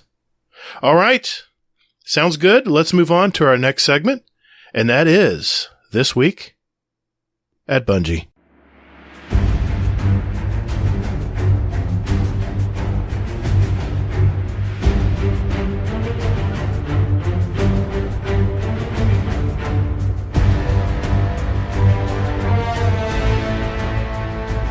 Hey Guardians, just a quick reminder that we now have a Destiny 2 clan, and Hazel and I invite you all to be a part of it. If you're looking to find a clan, now would be a great time to jump in and get to know some of these great gamers you've heard. We're not hardcore or anything like that. Enjoying what time you have for Destiny is all we ask. So, if you're looking for a clan out there, we have a permanent link in our Discord under the channel GDC Destiny 2 Clan, where you can find a link. Otherwise, look for Guardian Downcast Pod, and the link will be in the show notes of this podcast. Right down there. So, I lied before when I said that we don't ask anything of you, because we actually do. We ask that you do join our Discord first, so we can communicate clan stuff to you, like clan podcasts and clan nights, and just random shite like that. Besides that, you can lurk all you like. So join us. All right, Hazel. 8th week of Season of the Risen. Kind of a short TWAB this week. What do we got, man? Well, for as short as it is, it's still kind of girthy. Okay. Just call it stubby. So, this week at Bungie, they are talking about dungeons and raids. What the what? Right? I know Kingsley's ears perked up. Yeah, really. So, with it, basically they're doing a rotator. So, what that means is that they are going to move a certain raid or dungeon to make it basically so that they're going to drop pinnacle loot. Oh. And they're going to change this every season. Okay. So basically it just, so that way it gets people into the other raids, not just into the most recent one. All right. So it's not, okay. Let's just say the rotator is, I don't know. What's the Sorrow raid? Sorrow dungeon on the moon. Crown of Salvation. Garden of Salvation. Yeah, let's just say it's Garden of Salvation raid. So just for the season, we get pinnacle gear from that, and that's it. It doesn't rotate anytime in between the season. I don't believe so. No. Oh, that's a bummer. So, wait a minute. I thought they would every few weeks they would rotate. I would think every reset they would reset it. That would make sense. That would make sense. Yeah, that would. Yeah, well, unless they tied in with Iron Banner. Yeah, it says here, for those wondering about the weekly rotation, this particular inclusion will have a chance to feature all raids and dungeons not listed as the seasonal rotation. So it looks like they will be doing something at some point. Okay. About a weekly rotation, but it's all sort of TBD. Okay. So, okay. Stay tuned. Yeah, so each season, the newly released raid and dungeon will grant pinnacle rewards for all encounters. As an example, in Season 17, Vow the Disciple and the upcoming Redacted Dungeon will basically be giving the pinnacle loot. Outside of these, we'll have a raid rotator and dungeon rotator, each offering a pinnacle reward once complete. All right. Okay. So... but yeah, the weekly one that is coming, but I don't know if it's going to be available at the start. Okay. I guess I think there was some confusion regarding that part. Yeah. The way I read it, I thought it was weekly. I guess not. Yeah. Okay. One thing I did want to mention is that, says here, rewards, what's different there? For the weekly rotation, completing the final encounter in any of the chosen raids or dungeons will award a pinnacle drop from a weekly challenge. For any raid or dungeon that offers a higher difficulty, such as Master Vault of Glass, that higher difficulty will be available to select should players be itching for an additional challenge. Okay. Who the hell would want to do a master? No clue. If you don't need to. Only do it to get your triumph and move on. Yeah. And these are farmable as well. So that's a fun fact there. Okay. There we are. Okay. Then patch notes. So, Wellspring, Altar of Reflection, Vow of the Disciple Raid, Trials, Text Chat, Crafting. The crafting was actually pretty cool. They're adding a consumable that will let you view your element counts. Finally. Yeah, well thought. And then also they are updating the artifacts so that even if you have all 25 artifacts unlocked, you can still reset at no additional glimmer cost. So apparently there's a fee if you do that now. Really? Why would you want to reset it, though? You've already unlocked them all. That does not make sense. Right. I guess. All right. Whatever. Yeah, I've reset it this many times. I had to read that even twice. I was after like, that wait a many. minute. You've unlocked all the artifact mounts. Why would you need to reset them? I don't understand that. They should just gray out the box so that way it's not an issue. Yeah. Yeah, you think? On occasion, I try to make a habit of it. So, aside from that, player support report, aka shit's broken. Not much else there. Except the cleaver emblem for those who completed the Vow of the Disciple raid during contest mode extension. Will be able to receive it during the week of April 19th, next week. So go you. Not you me. overzealous people, you. Not me. Yep. We tried. And then aside from that, movies, kick-ass art. And the results are in. As you may have heard earlier, Team Mex won. Wow. Isn't that awesome? Big surprise. Isn't that awesome? Big surprise. Wasn't it? I mean, it was close. I mean, it was 52% of the votes went to Team Mech. If there was only someone who maybe didn't muddy the waters when it came to this vote. What are you talking about? Nothing. What are you talking about? No, I don't know. Well, I just made I a don't know comment. what you're talking about. Just made a comment. Who No. who wouldn't do? Who would do that? I have no clue. I was just saying that people who did do that, it was just terrible. Yeah, terrible. Shame on those people. Yep. I really wanted those boots with the fur. Don't get Rush started. Not Don't. the apple bottom jeans or anything? Yeah, I think the hunter had the apple bottom jeans. I don't know. I have to look at the S. Too soon, man. Don't rub it in Rush's face. I'm not. I'm just simply saying that, Team Mex won. Go Team Mex. I was Team Mech. It was awesome. Unbelievable. I'm looking away.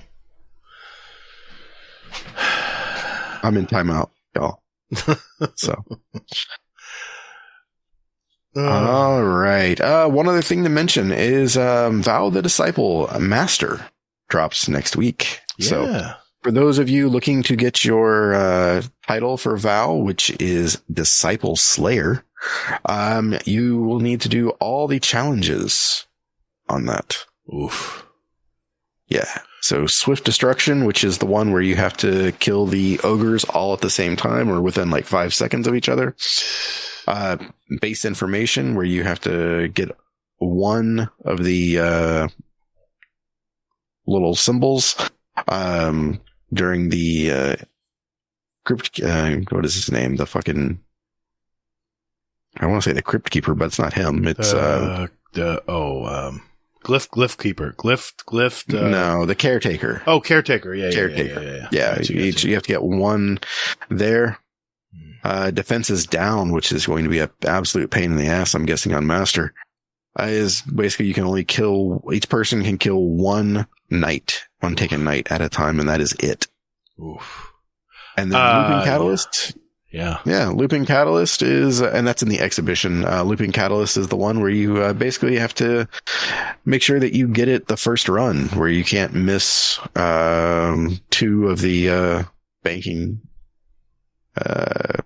of the, what the hell do you get? Oh, the leeching buffs. The emanating. Yeah. So all I can say is good luck, Mo, Sin Media, and Lana. Enjoy.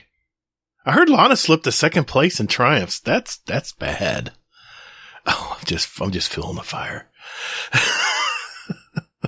Shame on you. I have full faith that Lana's going to catch right back up. So, yeah, she was on top for so long, man. She was ahead of everyone.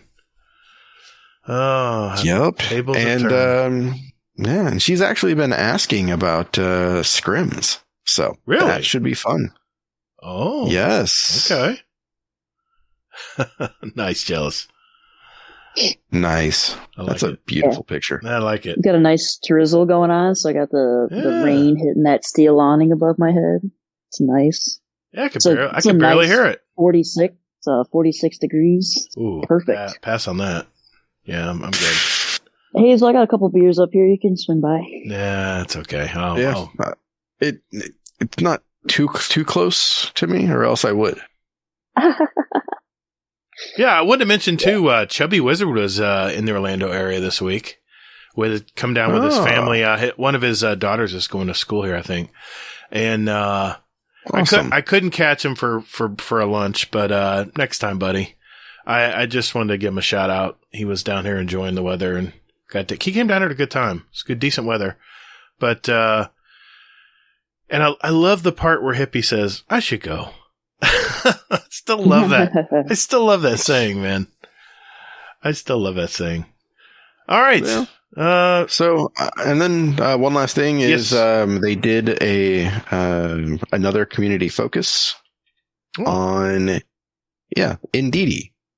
So okay. I've never checked out this person or their content, but it's always a good read whenever you're reading the the TWAB and the community focuses and things like that. So was Mitchie still longer?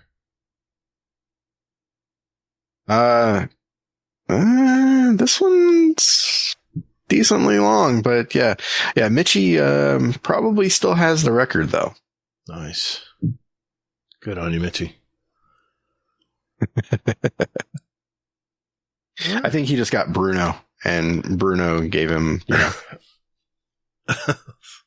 gave him like 4,000 words or something. So I love it.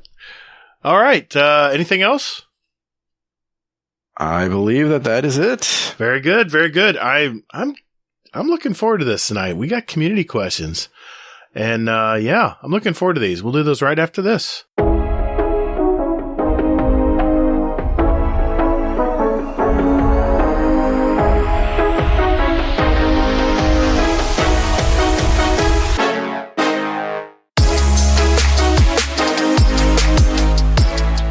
Hey, Guardians. Would you like to send a question for the show to us?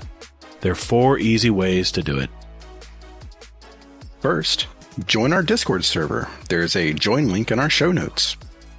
We have some great gamers in there, and you can just lurk or hang out and jump right in and talk to us, whatever you'd like to do. There's also a channel labeled Podcast Questions where you can type in your question for the show. You can also email us at guardiandowncast@gmail.com, or we also occasionally tweet about our upcoming show and guest, and you can respond there with your question at Guardian_D_cast is our Twitter handle. Finally, you can send us a voicemail with your questions at speakpipe.com/GuardianDowncast, all one word, and we'll play it live on the show. Thanks to all of you out there who do listen to our show. And Toddles. And later, Guardian. Hey, man, that's my line. What? Yeah. Says who? It's in the script. It's my line. All right, ladies and germs. It's that time of the week. This is where we get our questions from our community. And man, is it always such a great conversation. It's my favorite part of the show. It really is. And we have a speak pipe from Mr. Hammer Crasher. I think this is his first speak pipe. So thanks for this, Hammer Crasher. What do you got? Nice. What do you got for us, Hammer Crasher? Hey guys, Hammer Crasher 32 here. First time using SpeakPipe, finally figured out how to make it work. I am technologically impaired most of the time.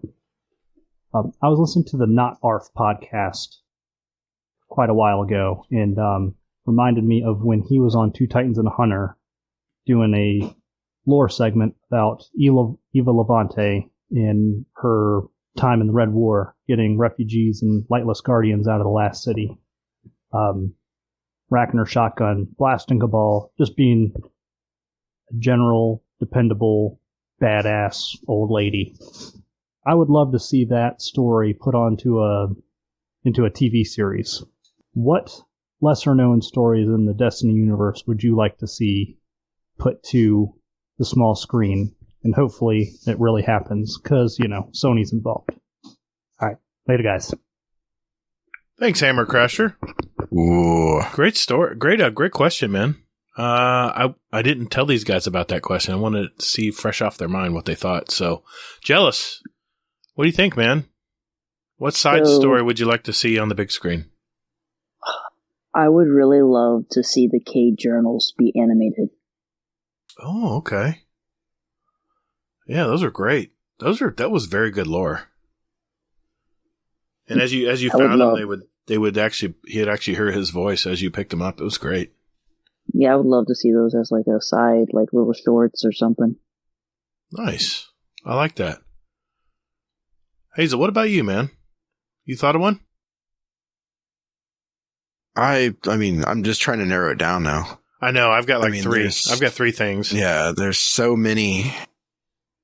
And I would probably... the one that I want to see most is not really like lesser known, but it's the one I want to see the most, though. And that would be Rezel Azir. I want to see that shit. I mean, just see him just basically just go from being a good guy to being a bad guy to being a terrible fucking person.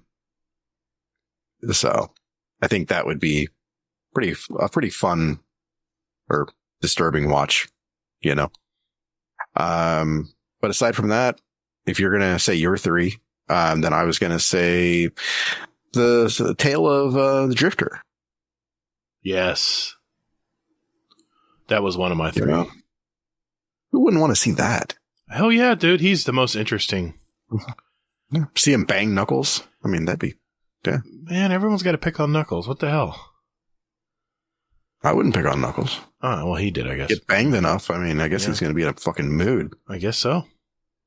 So. Okay, well, that leaves me two. I would say my number one, I always want to hear Ikora's story with that invective shotgun of hers.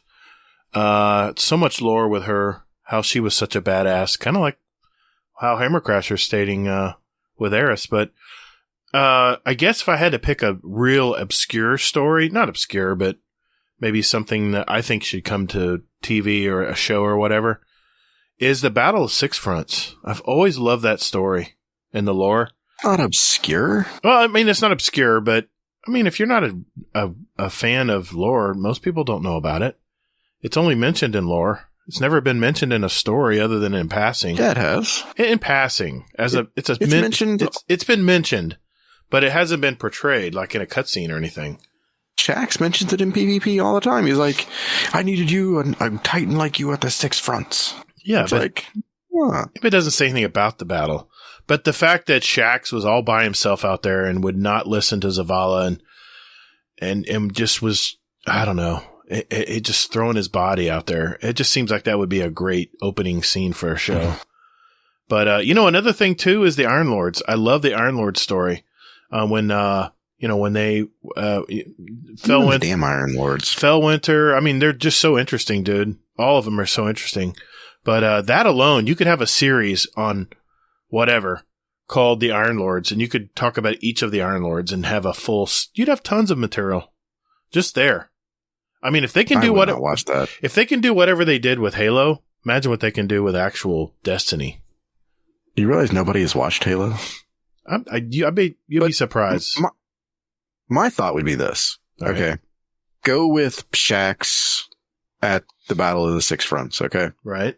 And then you cut that back where he was basically before that, where he was a warlord. And you just would do like flashbacks and then. That's good. I like that. Yeah. See, you can keep your. That's why he's called Lord Shaxx. Well, yes, but But yeah, you can keep your idea of the Iron Just Lords. saying, man. There's a ton of content for the picking in Destiny. It's so rich. And it would only make people want to play the game. I mean, after the opening scene in Halo, the TV series, I was ready to go play Halo. It's like, man, these guys are badass. Walk in here like freaking gangster outlaws. It was great. Okay, let's go to the Discord. We've got a lot of questions that our community is, and since we've kind of breezed through a lot of our main content of our podcast, we have a lot of time for questions tonight. So I figured we'd dig into them tonight. Let's not go too crazy now. I'll keep it in my pants, but nobody wants to hear that many questions. Okay, all right. Hey, Jealous, be looking in there, man. See if you see one you want to ask. Okay. But all right. While he's looking, Hazel, you got one? Yeah. I'm going to go with our most recent question here from Rodimus Prime. Oh my God. Question for the show. Hey, at Hazelnut, are you happy about the armor contest results? Rodimus, why? Why would you poke the bear, man? What are you talking about? You're going to get Hades all up in arms. He's going to talk to Laz. Laz is going to have a lawsuit filed and pending. I can just see it. I already said I'm going to do better. I don't know. That may not be good enough. Win, but I never said I'm going to win, but I'll do better at some point. I promise. I don't know. Point. We'll have to see what Laz thinks. We'll have to see. So yeah, I'm super happy. Hey, whoever that individual was that gave misinformation, good on them. It worked. Maybe. Okay. Assuming nobody read the email that they got that said, click this one for monsters, click this one for mechs. So both with the mechs. Right. Yeah, they got my special email that said, that's dirty. Dirty pool. Jealous, you find one? Yeah. I found the one with Sage of Data that was posted recently. It's now the most recent question. Do you want me to read that, or do you guys want that one? Go for it. All right. So, serious question for the show. I've been listening to the podcast for a while and wanted to ask how it all started. Hazel and Gatr getting down to the blessed audio goodness flowing through all of our ears. Thank you in advance. And sorry if you already answered this. This is by Sage of Data Bayo. Yeah, we've answered this question quite a few times, but Hazel, why don't you give it a crack? It's always a fun thing to do. It is. It is. Go back down memory lane and absolutely go like, look at that.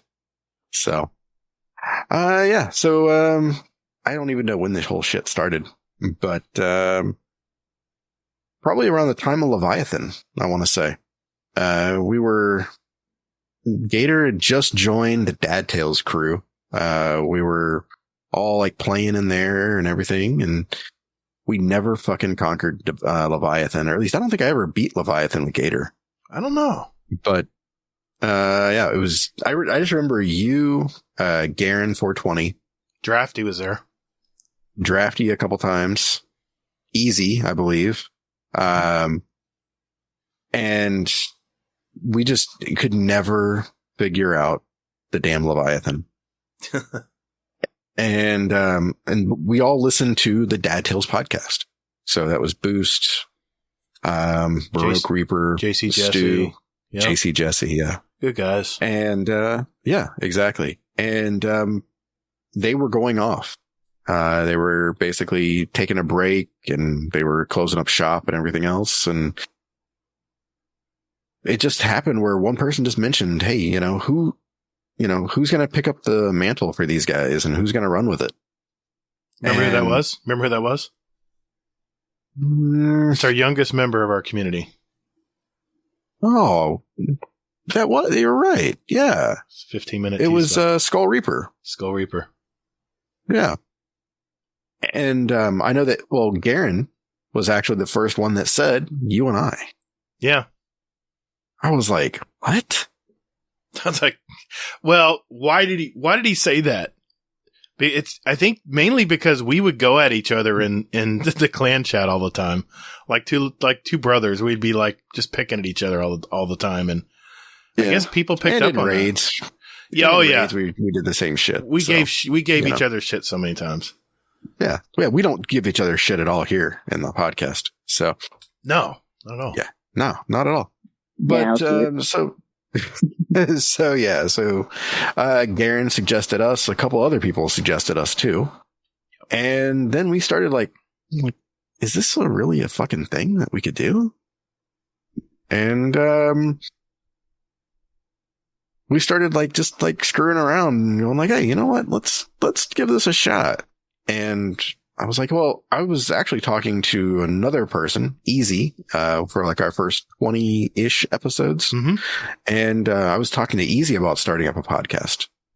It was always one of those pie in the sky kind of things.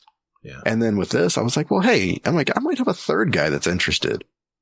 And we started it up, and it was pretty much never looked back. So it's just been fun. We're going on our fourth year. Holy shit, dude. We're going on our fourth year. We started in July of 2019. So yeah, July of 2022 will be what? Or is that 3 years? I don't know. I can't do math. 2020. No, 3 years, 4 years. We're in our fourth season. We're in our fourth season. 19 to 20, 2021, 21, 22. As usual, math is hard. So yeah, we're going into our third year, and we're going almost into our fourth year. But what's funny is, Hazel, you had a little bit of podcasting background, but I had none. I remember, and I still have this message to this day. And I always try to tell people that it's not a big deal to send a speak pipe. I know a lot of people don't like to hear their own voice, and they're thinking, "Oh man, I just will stutter, I'll mess up." And I remember Dad's Tales a long time ago. They were leaving the show, and people were leaving them messages, farewell messages. And I was like, I love these guys. I mean, I went back and listened to episode 1, listened to all their stuff, and got caught up. And I sent a speak pipe in, not a speak pipe, but it was something similar through my phone. And, I mean, it turned out okay. I had to do a few takes, but it wasn't too bad. But that was the extent of me recording my voice. I had never done any podcasting before. And you had only tinkered with it, Hazel, I think, just a little bit. Yeah. it was I wrote a script or two and things like that and started up something. And then I was just this is a lot of work. So I went to YouTube and I said, okay, let's learn how to podcast. And little by little, I learned, the right mic to get, the right program to use. And, I do things a little differently though. A lot of people use the, bots, the GARCs and all that in the Discord, but I do mine the old fashioned way. I use OBS and still record it that way. And I do all my own, editing and stuff. And all I can tell you is I just trial and error. I mean, don't go back and listen to our first show. It's pretty, the sound quality is probably not as good as what you hear now. That's just trial and error, man. That's just learning what works and what doesn't work and just fine tuning stuff over the years.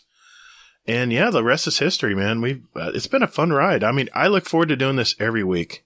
And even though my ass was just dragging tonight, we went to Lowe's to get stuff for the deck. Wife getting ready for the party and stuff. And I was like, man, I don't know if I can do it tonight. I'm exhausted. I mean, I want to just go lay down right now. But as soon as I hop on with you guys, I'm good to go. Oh, a little coffee. Yeah, it's the damnedest thing, isn't it? Plus 5 gallons of coffee. Yeah, I might have had a chunk of coffee too, but it just, you just start getting into a conversation and you're like, oh, I'm good, man. It's just like hanging out in orbit. So I guess the moral of the story is try something new. You never know. Exactly. So yeah. That's actually what one of my song picks is about. Oh, right. We're not going to get into that right now. Okay. What? Nothing. Trying something new. Yeah, of course. Okay. I'm going to find another one here. Damn. I'm trying to spread the love here. Nope, not answering that one. Well, that's okay. Ouch. All right, here's a good one. Rodimus Prime's got some good questions this week. Question for the show. If you could pick any Guardian to give you and your team a pep talk, to complete an upcoming task, who are you picking? Jealous, who you picking, man? Who's gonna give you that pep talk? Man, I'm reviving Cade. It has to be him, man. All I remember when we talk pep talks is the intro trailer to, not the intro, the launch trailer to Destiny 2, when he's giving his pep talk, and at the end of it he goes, and there'll be a lot of loot. And that was like, great. Yes. That was a great And he's cutscene. like, Yeah. He's like, Gary, Gil, wasn't a cutscene, something it was with a the G. Well, Yeah, it it's was part of the a trailer. launch trailer. Part of the trailer, yeah. So, Cade 6 for my pep talks. That's one of my favorite trailers, too. He's sitting at the bar with everything blowing up around him, just drinking a scotch. Yep. It's not till the this is end, the one you where he's realize. this is the one where he's actually giving a pep talk, Gatr. Yeah, this is the There was one launch before trailer. it. Yeah, there was a one before it where he was actually at the bar talking to the bartender, I guess, and everything's blowing up around him. And Well, yeah, it pans back and it's like half the wall's gone. that was and everything. that was a great trailer. I miss Cade. Yeah. Anyway, but who's it going to be for you, Hazel? Sabathun. Oh. What? What? She She's a got guardian. some spicy lines. Yes, she is, isn't she? Technically. All right. Gotcha. All right. Fine. All right. What about you, Gator? the world burn. I There gotta you go, man. I gotta go Saladin, man. That guy pumps me up when I play Iron Banner. Yes, he can get it. He gets annoying He puts after me a to while, sleep. but no, man, he has some great things to say. I think, yeah, it'd have to be Sal. Oh, I'm sorry. That's Brackus Saladin to you, or is it? No, it's higher. It's Val. Oh God, man! Do you even play the game? Didn't we go over this last week? It's Valis. Valis. Yes. Yeah, it would be Valis Saladin would be my coach. He give me my pep talk before heading out. I have a feeling we're going to be talking to him soon. Yeah, exactly. Like right now, he's at the tower now. Yeah, kinda. But he's not out for the new season yet, which I can't wait to see what he's going to do. Okay. Who's next? Okay, I think it's me. Okay, let's go with.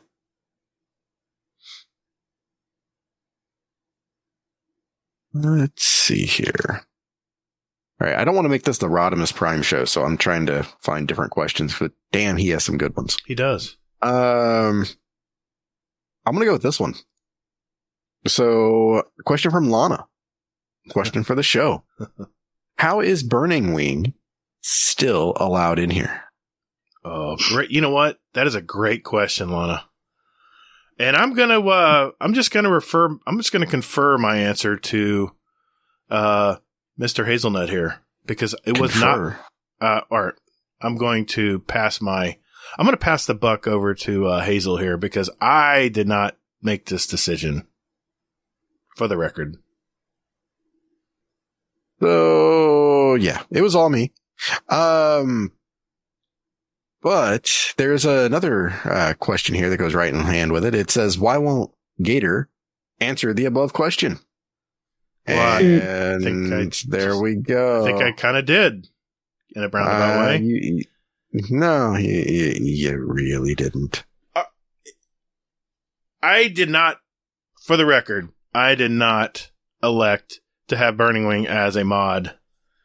Yeah. After I still remember this conversation. Fluffy and Admiral Nips and so many other people told me, don't do it, man. Don't do it. I'm like, well, You're I'm throwing Fluffy under the bus. all right, and maybe not Fluffy. I don't know. Someone told me, and I don't remember who, but there were several people that were like, you sure you want to do that?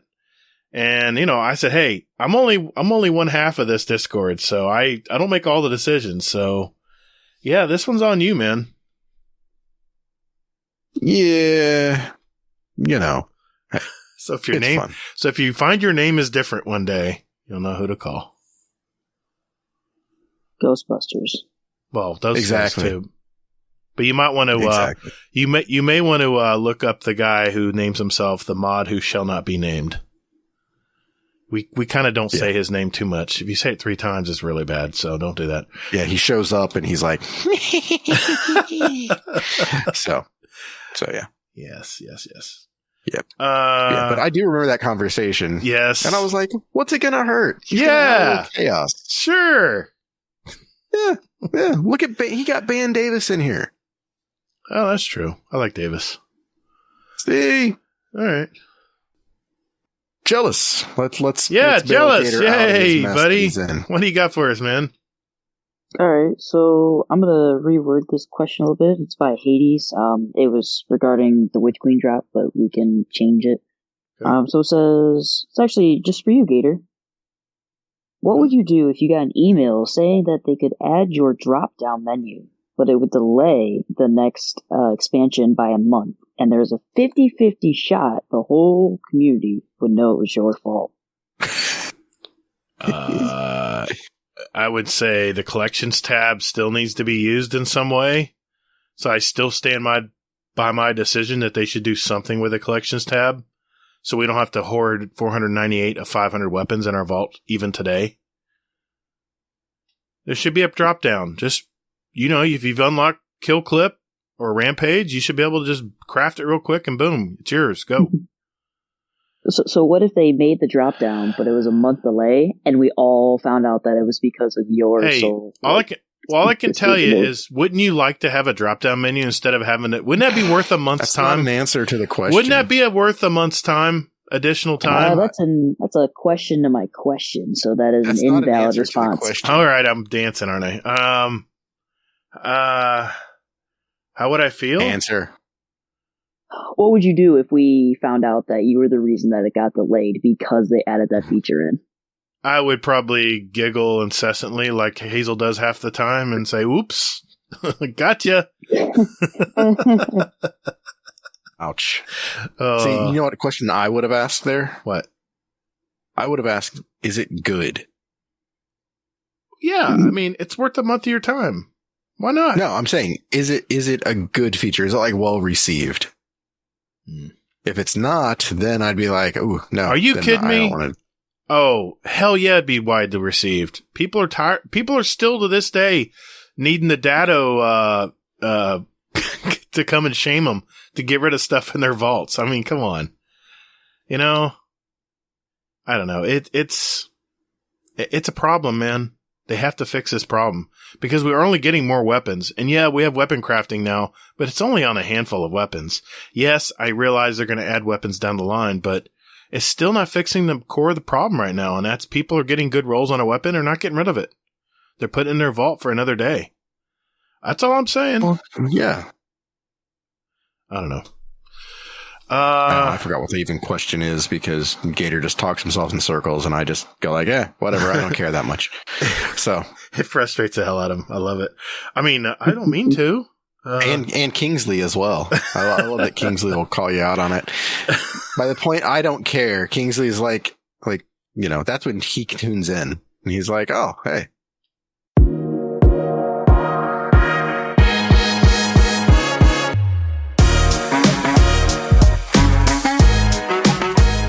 Hey everyone, looking for some like-minded gamers to talk Destiny with? Or maybe just a place to de-stress and talk with others about life for a bit. Or maybe just a place to discuss the latest movies, TV shows, and new music out there. Well, wait. What about channels with New Year's resolutions or other goals? Oh, we also have a fitness section. Well, you're also forgetting about channels with links to our clan, SpeakPipe, show music playlists, or even where to get a t-shirt, mousepad, coffee mug, condoms. Man, you're forgetting about the podcast questions channel, where listeners can put in their questions for the show, and we'll play them live. And our show feedback channel, where listeners can talk about past podcasts, and... Just stop. Hasn't this shameless plug gone on long enough? Hey everyone, just look for the GDC Discord community link in our weekly show notes, wherever you get your podcast out there, or just visit guardiandowncast.com, where there's an invite link you can use anytime. And later, Guardian. Just stop it, man. What? Just lay off the caffeine, man. It's definitely not caffeine. It's sake tonight.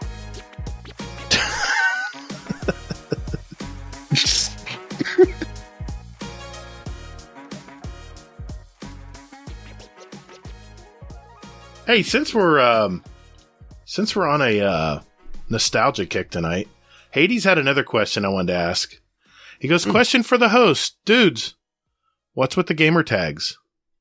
We haven't been asked that in a while. Gotta hit him with that drop down, Gatr. All right, hold on. Hades has a question. Question for the host. Dudes, what's with the gamer tags? Hazel, what's with the gamer tags, man? I always give two answers to this. It's either one, because of my love of Nutella, or it's a play on my last name. Nice. So I'll let you pick, Jealous, what about you? What's up with your gamer tag, man? I know the answer, but people may not have heard it. Here. What, you jealous of it or something? There it is. Jealous? I actually use that at work and stuff. Do you really? Yep. Nice. So first initial, last name is J. Ellis. So it's Jealous. I've had that since like 4th grade. They give you usernames for like your lunch code or whatever. Isn't it amazing how long they last? It's like your identity. Yeah. So at work, there's a couple of people that have the same first name as me. So when I introduce myself and I say my name, they go, "Oh, we already got one of those." I'm just like, "All right, then just call me Jealous." And they look at me weird, and I'm like, "What? It's first initial, last name." Yeah, it is. That's cool. So it's Jealous. Okay. I am a Gatr fan, if you don't know. I mean, I have like alligators and crocodiles and all kinds of moving emblems, I'm a big Gatr fan. I live in Florida, and I used to catch gators as a kid. I mean, I'm not afraid of alligators. I've not swam with them. I'm not that stupid, but I have caught them with fishing rods, and my dad went to University of Florida. I went to University of Florida. I was born when Go my Knowles. dad, I was born, I was born when my dad was going to school there. So I have a lot of connection with this gamer tag, and I used to be called Instigator, and I still have that account. All spelled all kinds of different ways. I even have the bracketed X's. I don't like to say it too often, but I still have that account. I don't use it, but I have so many names on that twist of characters. But then everyone just always called me Gatr. And I was like, well, Gator, that's obviously taken, and every derivation of Gatr is taken. So I'll just make it like a shorthand Gatr. And I just did Gatr, and it stuck. Everyone just knows me as Gatr, and I think I've had this gamer tag since like Battlefield 4 when I really went with it. So I've had it a long time, and I'm proud of it. I like the gamer tag. It just kind of stuck. So I've had people like streamers say Gatr, Dr. Disrespect, or I've had people who just don't know what it means, and they'll just go Gatr. Thanks for subbing. I'll go, oh, okay. You obviously don't see the. Anyway, that's what's behind my gamer tag in a long-winded way. All right, let's do a few more questions here, guys. Who wants to go next? Okay, general question here. From Ranga. Question for the show. Why are you scared to have RNG Gatr, Des Raven, and Burning Wing on the show at the same time? Because there's not enough Advil in this world for me not to have a headache on that one. Yeah, that would be a train wreck waiting to happen. It would be let's just make fun of Gatr all night. Yeah, that would not be a good time. If you want to have that show, just let me know when you have it, and I'll make sure I'm sick that night. I'll be more than happy to take the week off. I love all of them. I really do. I just don't know if I can handle all of them at once. I don't think so. No. I have to experience it in a concentrated manner. In moderation. Yeah, good choice of words. Yep, exactly. All right, Jealous. You want to pick another one? Yeah. So let me find one that's really good. And one that's not too old. What are you saying? Well, there's someone that's asking about a Christmas present. Yeah. Can't really ask that one. I know. We're bad. It's okay. It's not like you held mine, which I'm still waiting an answer for, Hazel. Poker rap. He did the poker app.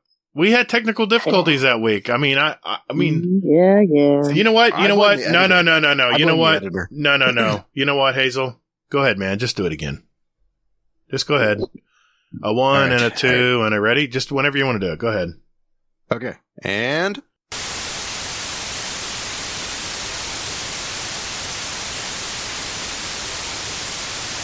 all right. there you go. Nice job, man.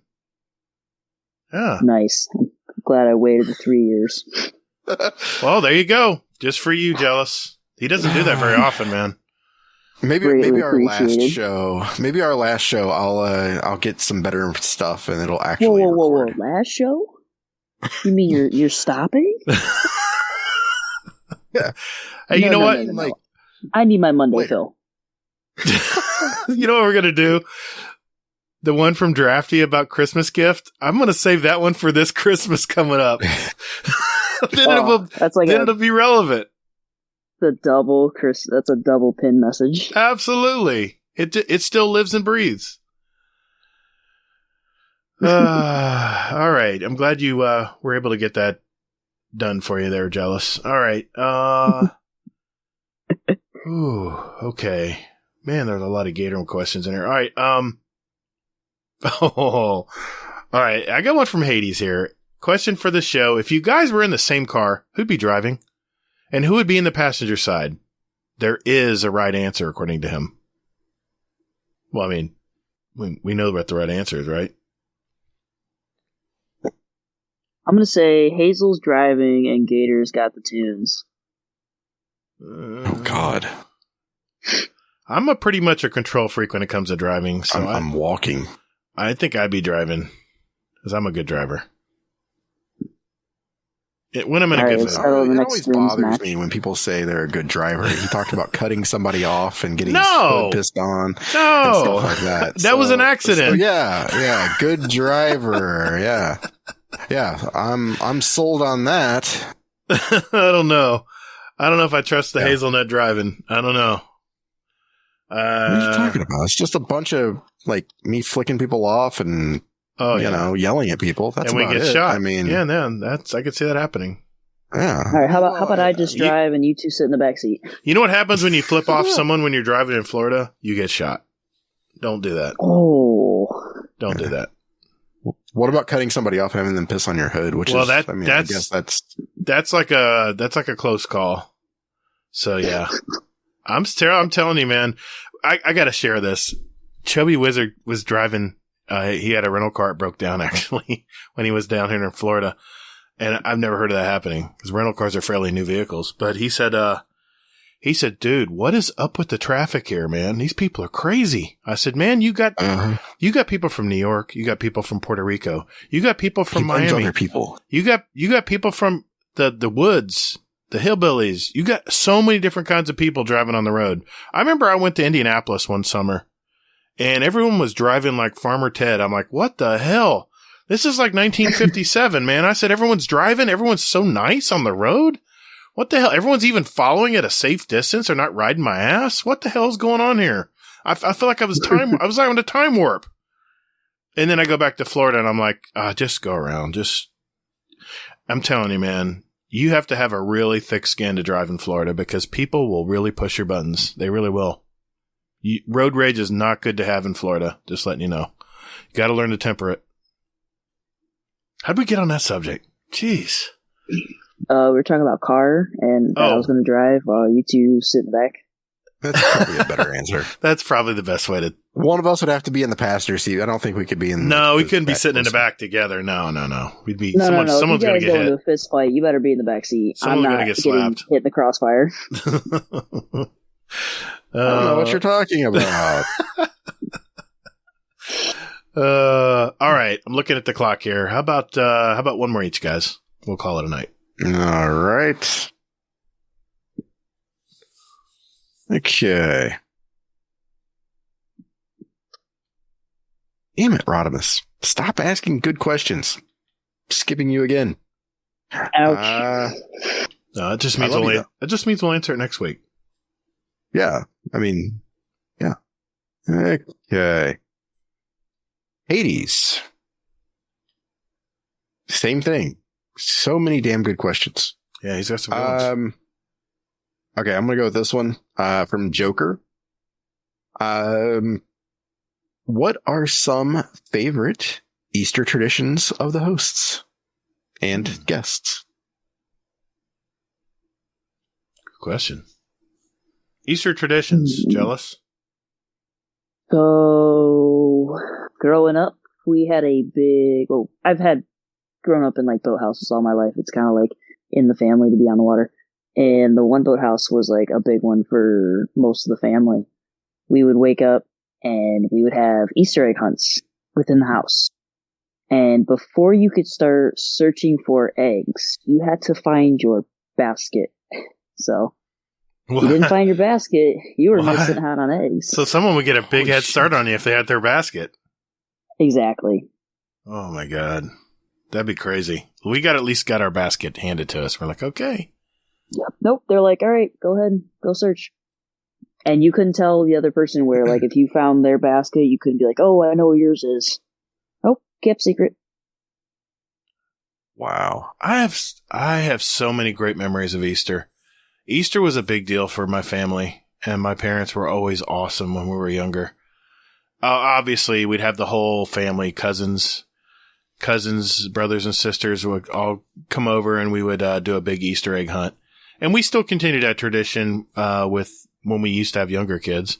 Now they're all grown up, so it's not so much a thing we do. But my mom and dad were the best. My mom especially. I remember her. She would really pack eggs with a lot of goodies in them. And she loved hiding eggs. She loved them. She loved doing that part. And, yeah, so many good memories. And, usually, we'd go to church for the Easter service but we do the egg, the Easter egg stuff right after church. We were so jumpy in church because we knew the Easter egg hunt was coming. My mom would always get a cake. We'd have a huge Easter basket as gifts. It'd be like Christmas. It was like the third best holiday next to Christmas and Halloween. And my mom you'd wake up in the morning before church and you'd have these giant Easter baskets full of candy. And back then we had all the colored straw. I don't know if they still do that now, but my mom went all out on doing Easter baskets. So I love her for it. Such good memories. How about you, Hazel? I mean, I used to have more traditions when I was younger. But now that, that I'm the parent and things like that, it's, we usually get together with my parents, one time, my wife's parents another time. This year we might actually get together like all at once. So this will be the first time in probably 3 years that everybody's gotten together. So, it should be fun.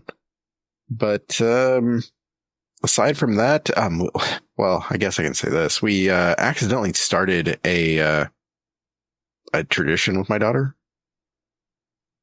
So she was, basically like tearing apart our house when she was like 2 or 3 years ago. And she was trying to find basically the Easter stuff. And luckily it was in my car. So what I had to do was wake up at like 6 a.m, put an Easter basket together, and then I just ended up leaving it on the front step. Just, hey. Right. And then I snuck in the back door That's not a euphemism. But, and then I was like, hey, it's like, I think I heard somebody at the door. And, we opened it up and there was an Easter basket. My daughter loved it. And then basically, I think it was last year and the year before, we had my in-laws drop off a basket. Nice. At the front door. So I love it. Yeah. That's awesome. It's a great. And she said that she wants to wake up early this year so that way she can make sure that she catches the Easter bunny dropping it off. I love it. Oh, good times. My heart is just like so full when she says stuff like that. My wife really put some great Easter baskets together too. My wife always took the reins on that, but I'd always add a little extra little things, on top, usually a little higher dollar stuff. But yeah, we basically continued the tradition my parents did about, having Easter baskets laying out, with your name on it and stuff. It was just really cool. Nice. Two good moms. Good question, Joker. I think you're through basic. I think you said. Hope you're getting started in a great career, man, in the military. No, that's Sneaky. Sneaky Snake? Oh, I'm sorry. That's right. They're both the same rank in the Discord. It's throwing me off that bright blue. Sneaky Snake. I'm sorry. Shout out to Sneaky Snake. Yes, exactly. All right, Jealous. You got one? Yes, I do. Go for it. It's from Willbreaker, aka Doctor Who. Question for the show. If you could talk to one person, living or dead, from all of history, who would it be and why? All of history. I didn't see this question. I got to think about this. Living or dead, any one person from all of history.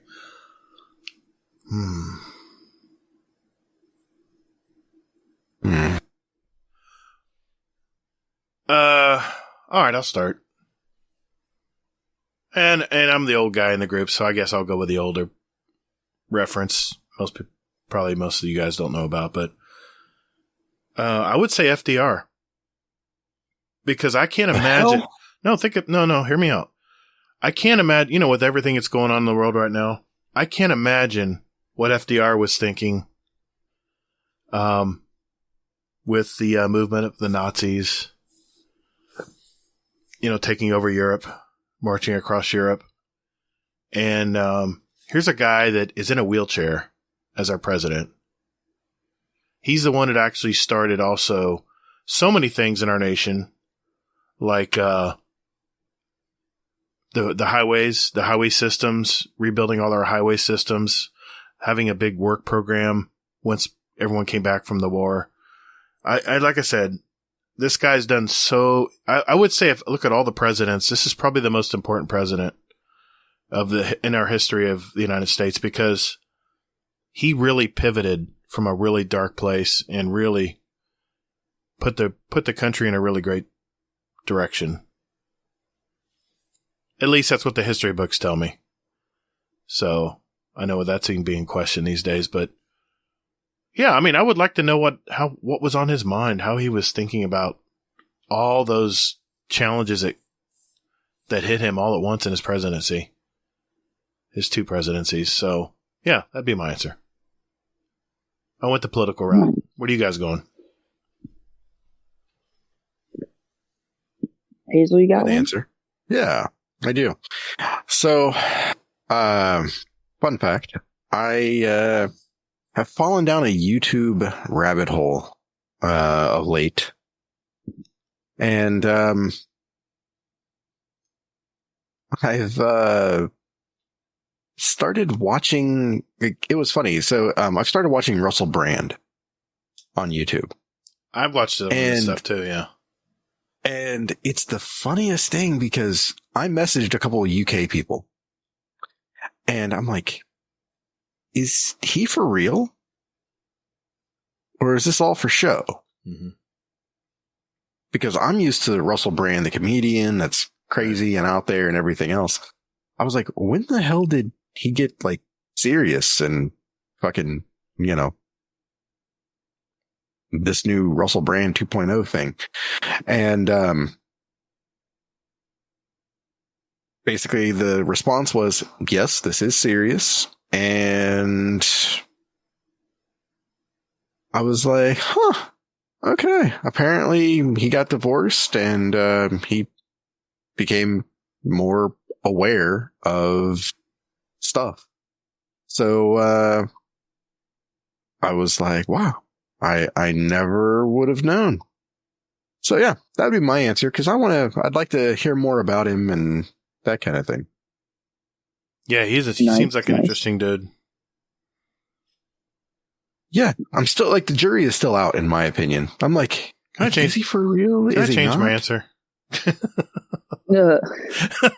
That's a good, cooler answer than mine. FDR. I gotta tell you a story. Jealous, I know you got your answer. I was doing my essay portion of my college entrance exam, the ACT, and they asked, the essay question was, write about someone who was an important member of history. And guess who I wrote? You know who I wrote the essay about? Abraham Lincoln. Eddie Murphy. No way. That's a good answer. I thought it was. They gave me an incomplete because I guess they racked their brain. They were like, what? You missed the question, man. What the hell? It said off topic or incomplete. So I got an incomplete, which meant I had to retake it. Well, I did petition. No, I petitioned, and they did finally give me, I think like a B, it was equivalent to a B grade. So I guess once you take that context out, I thought it was good. I thought he was important. At the time when I was taking those exams, it was in the late 80s. So he was an important member of society then. He was say, hey man, who are they to judge you for that? Exactly. I thought it was a good answer. My mom was like, what the hell? Eddie Murphy. I'm like, whatever. Hey, all right, Jealous. Who you talking to? All right. So I'm going to go with like the movie route. And I want to talk to... Say Eddie Murphy. Eddie Murphy's not dead. I'm going with someone who's dead. All right. Anton Yelchin. All right, you lost me. I don't know. Oh, yeah. All right, hold up, Gatr. Anton. Do you remember the most recent Star Trek film? Oh, man. God, it's a blur because there's so many of them. There's so many shows out now about Star Trek. He played Pavel Chekhov, yeah. Oh, okay. Yeah. Okay. That's who? That's who I want to talk to. So he died way young. He died at 27. He had a fatal accident, and I was just starting to understand who actors were and how they were in different roles and stuff, and I like fell in love with him, and then he actually did some voice acting for a show on Netflix called Troll Hunters. Really? Yep. It's an animation style, and he was a voice actor. I didn't realize for the longest time until a certain episode happened, and they were like, in loving memory of. And I was like, what? Wow. I'm like, what does that mean? And I looked it up, I'm like, no way. He was gone. So I'd want to talk to him and just have some thoughts about what he wanted to do. I mean, he was just getting started with his movies, like similar to how other actors go, and he just had a fatal accident. Yeah, that was crazy too. It was like his car ran him over. It rolled backwards. Mm-hmm. Yeah, so he had one of those driveways where it was a hill, like a downhill driveway. Oh, no. And he got out of his car to go check his mailbox, and he didn't put it into park. He put it like into neutral. Ugh. So it rolled down, and he had like a brick column, and it pinned him. What? I never heard that part. That's crazy, man. Yeah. He was actually going to not a casting showing, but there was a celebratory night that he was going to for like finishing up a season or whatnot. And he didn't show up, and some people were calling, they weren't getting responses, so someone went and checked on him, and that's when they found him. Oh my God, that's terrible. Yeah. That's terrible. So yeah, I'd want to talk to him and just get his thoughts, because he was a young, energetic person. So yeah, Anton Yelchin. He's from Russia. Soviet Union, all that. And he came over when he was like 6 months old. So. Wow. Yeah, good answer, man. Can I change my answer? Oh, never mind. It's too late. Okay. This one's been we've had this one for a while in our podcast questions. I want to ask it tonight. It's from Sweaty Spooks. Hope you're doing well, buddy. A question for the show and guests: PvE, PvP, Gambit, or Triumph or title hunting. From the following in-game activities, choose your favorite, and from that category, select one skill that you would pick as your, quote, God skill. Example, for me, I would invest my God skill into PvP. Some choices would be movement, environmental, and map awareness, aim skill, team skill, and life skill, playing your life, and so on. I would invest into aim skill alone, a universal skill that translates to all activities within the game, but my 1 point is invested into PvP. Hope that makes sense. Yeah, it made perfect sense. All right. You have Jealous, you have all those choices. What would you pick? Yep, I was actually looking at this question the whole time, debating on asking it. Good deal. I would put my point into PvE, specifically with like raids. I would like to increase my resistance.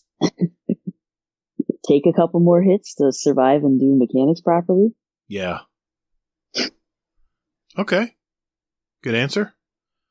What about you, Hazel? What of all those categories, what are you picking? What would be your God skill?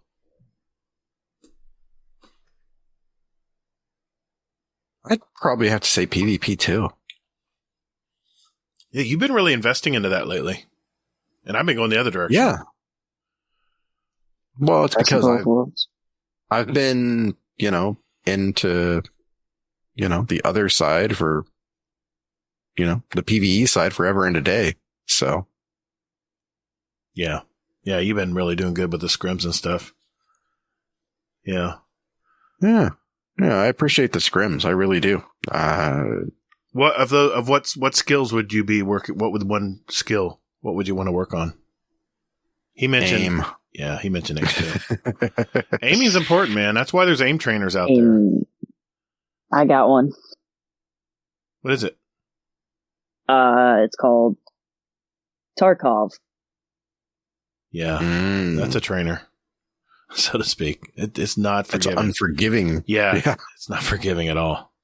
It's made me so much smoother with my aim and consistency by a lot. I remember I played Tarkov. Yes, I know. I did. I tried it. And I found bullets. I was like, all right, let's go. Wrong bullets. It won't fit this gun. I'm like, you kidding me? I'm out.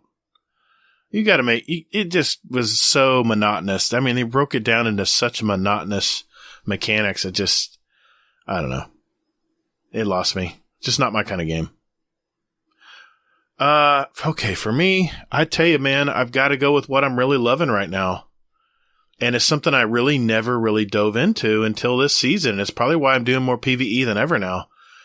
And that is build crafting my armor.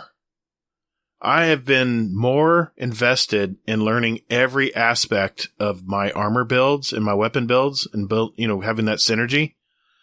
Yeah, I mean, that would have to be my skill that I'm really trying to hone right now.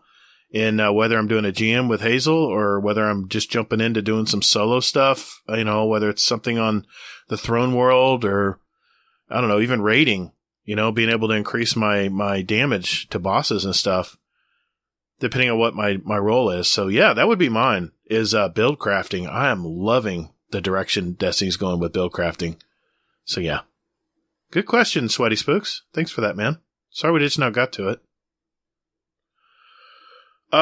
Okay. Did everyone ask one? So, question from Burning Wing. My buddy. Yay. His question is, what is a story you have shared with the community that you wish you hadn't? Please tell the story again. Of course, Burning Wing would ask this. I saw this question pop up because it came up in the Discord this week. And there was a question in the speedrun. Have you ever been hit by a wooden spoon? And Mr. Burning Wing added that question, by the way, in our questions for last year. And it's still a funny question, but the reason that question came up is sometimes I'm a little too honest and forthcoming on my life, and this was one thing, I guess. And it's kind of actually, as I've thought about this story, I have a little better context now, other than when I just blurted it out. My wife and I, just to give you some context, my wife and I had been married about a year. We had just bought our first home. And like a lot of you out there right now, you're married, you have little kids, you know, bills are tough, a lot of stress, not only from, you know, the kids being kids, but, you know, finances are tight, you know, it's not helping that gas is twice as expensive now than it used to be. So that was the way we were too. We were overextended buying a house, and it was a stretch for us, but we wanted a house. We lived in an apartment complex. We lasted 5 of our 7-month lease of all the noise and stuff. We just couldn't deal with it. So we put all of our savings into a house, and we rolled the dice. That being said, one Sunday morning, we were just a normal Sunday morning, just goofing around the house. And my wife and I still do this to this day every now and then. We'll get in a mood where we want to chase each other. It's just, you know, fun, playing around, as husband and wives do every now and then. And it was early in the morning, so I was still in my underwear. And she was in, I don't know, probably pajamas or something. And we had, just to lay out our house here, our kitchen had a big bay window that you could see from the front door and from the front yard. And we were chasing each other around, and we didn't realize the blinds were open and the front windows were open. The blinds were open. And we were chasing each other around, and she goes to the kitchen and grabs her first thing she could grab out of the utensil drawer, and it happened to be just a wooden spoon. And she started pretending to whip me up with my underwear. With the wooden spoon. I was like, no, don't whip me with a spoon. You know, just playing along. And, sure enough, we looked up, we heard a noise.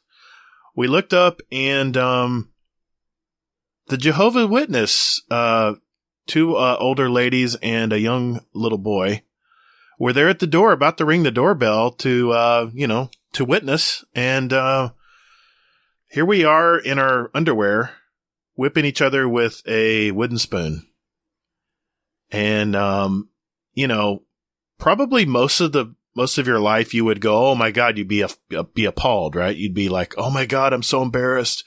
You take it real seriously. But there was a moment in our marriage where we actually looked at each other, because it was so freaking crazy, that we looked at each other and just said, you know what? Fuck it. And we just laughed in front of them and everything. We just laughed our asses off. And it was the one time in our life where we said, you know what? It's going to be okay. It's going to be okay. So not to get choked up or anything. It's just what you'll find in your marriage or your relationships with one another is sometimes it's not always the big events. It's just the little things like that you'll never forget. So that's the story of the wooden spoon. Thanks, Burning Wing. Yeah. So anyway, hey everyone, great questions as usual. If we didn't get to your question tonight, hey, don't worry, Drafty. We still got it. It's not going anywhere until we ask it. So until Christmas, Drafty. We haven't forgotten.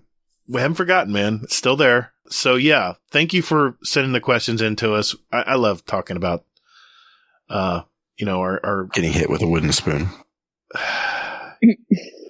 Yeah, that. And, I love talking with our community. So thank you for that. Yes. And Elmer Fudd, please save us here. What's up, buddy?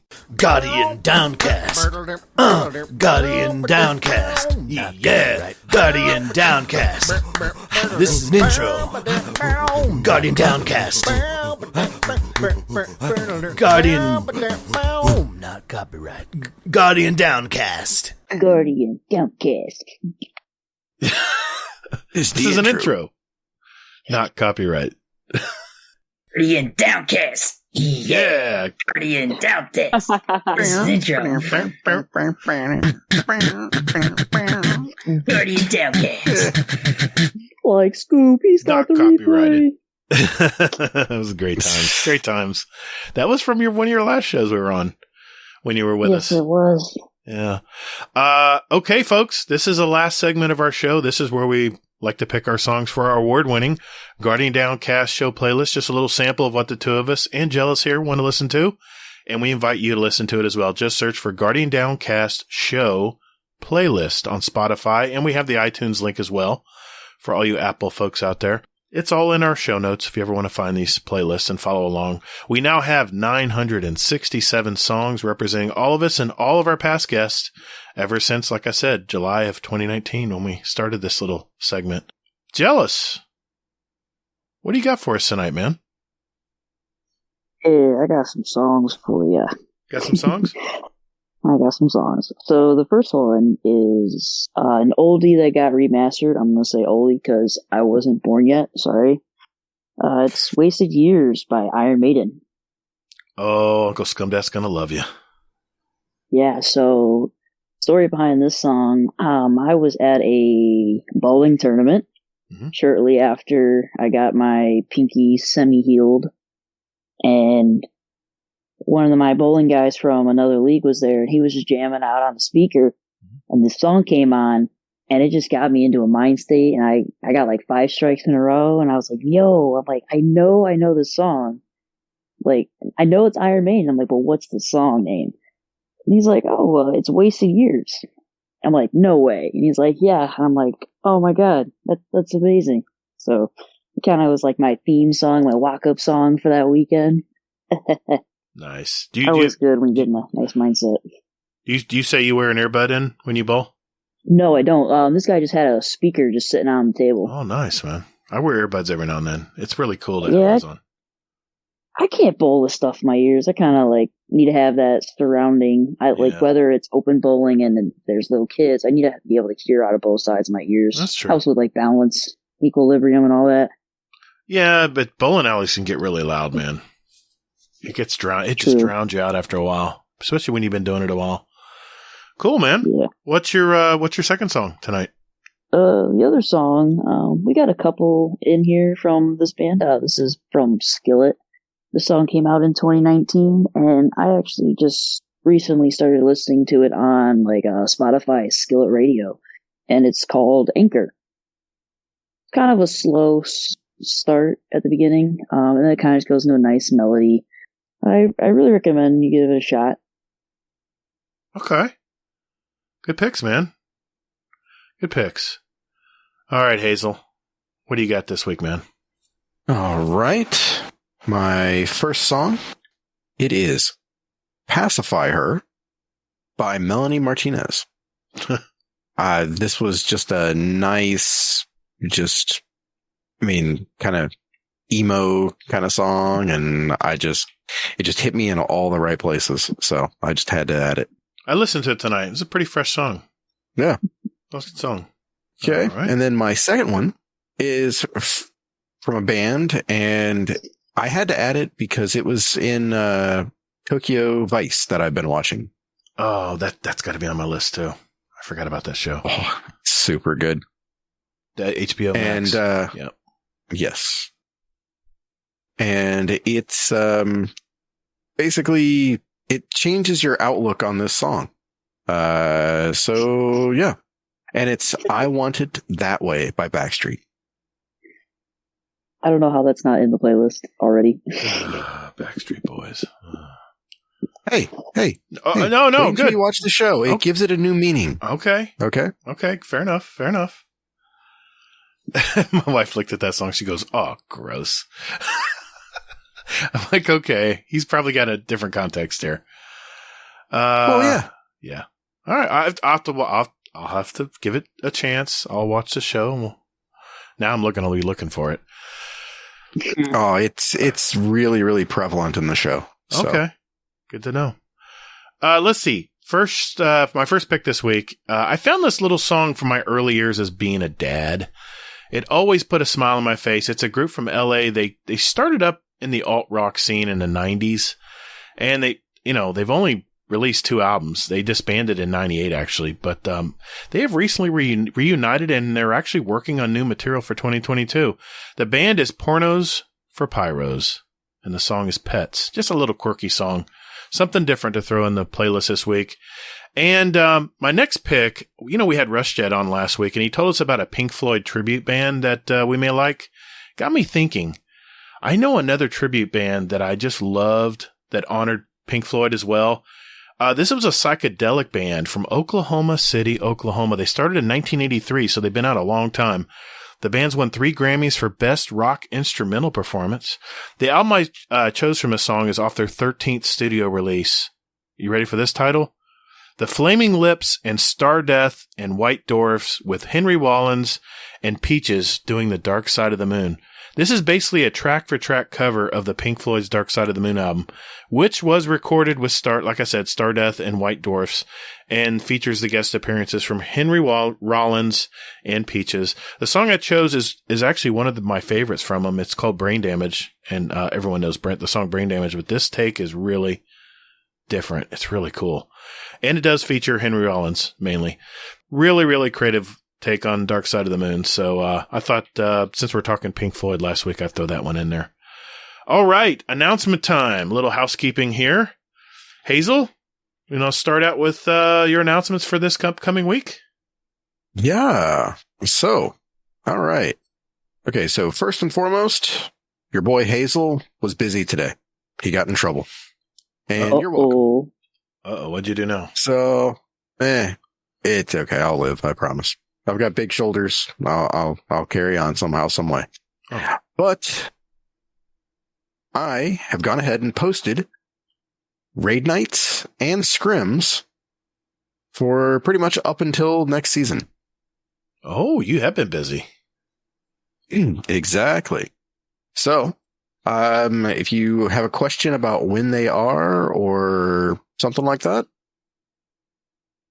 well, now you know. Just go out there into our Discord and just go like, hey, when is this? And there you go. Activity raid bot, baby. Exactly. Nice.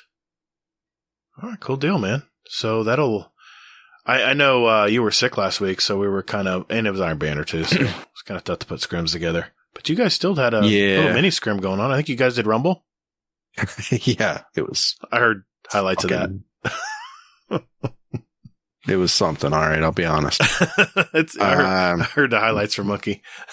I'm on the verge of banning glaives for some reason. I wonder why.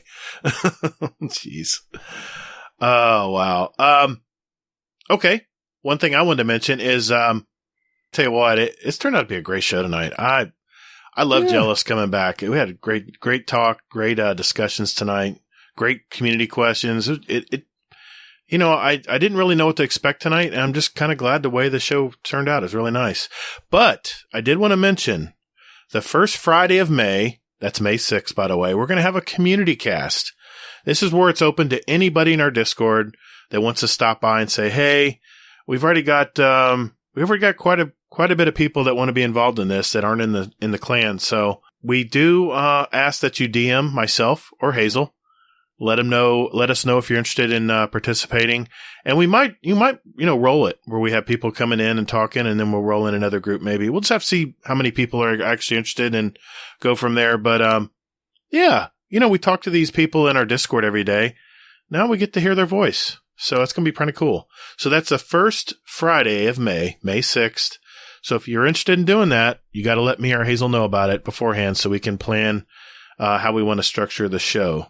So, just want to give a shout out to all of our patrons for their support, especially our dungeon champion patron Scoot and our raid boss champion, patron, basically an ACL, for their support as well. This support goes, like I said, right back into our community building and with drawings and other improvements. And hopefully you're enjoying the bonus content I'm releasing from time to time. Try to do it at least once a month.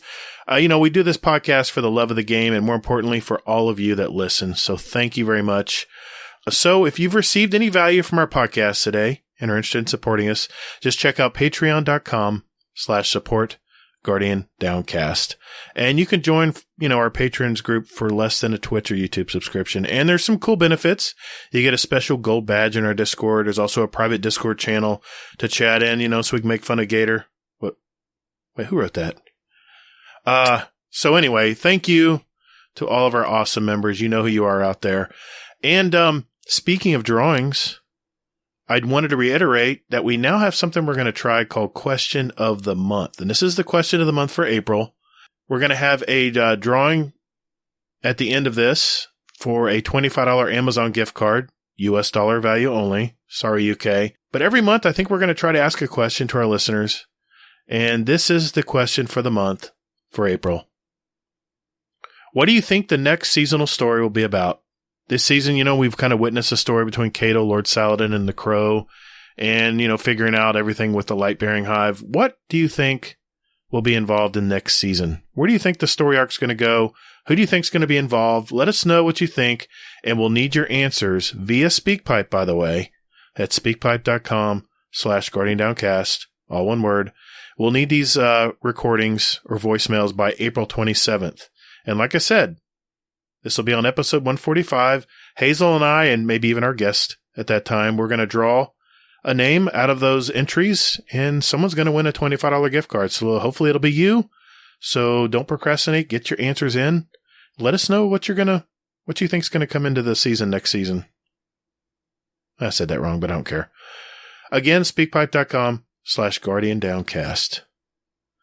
All right. I think that's everything on my end. Is there anything else I'm forgetting, Hazel? Looking here. Not really, but there's one thing that I'm cooking up. Go just for it. Just an FYI. Go for it. And it is basically an ACL. No. Just basically that people were wanting like a fashion kind of contest. Oh, that's right. And I don't want to do like your standard kind of thing.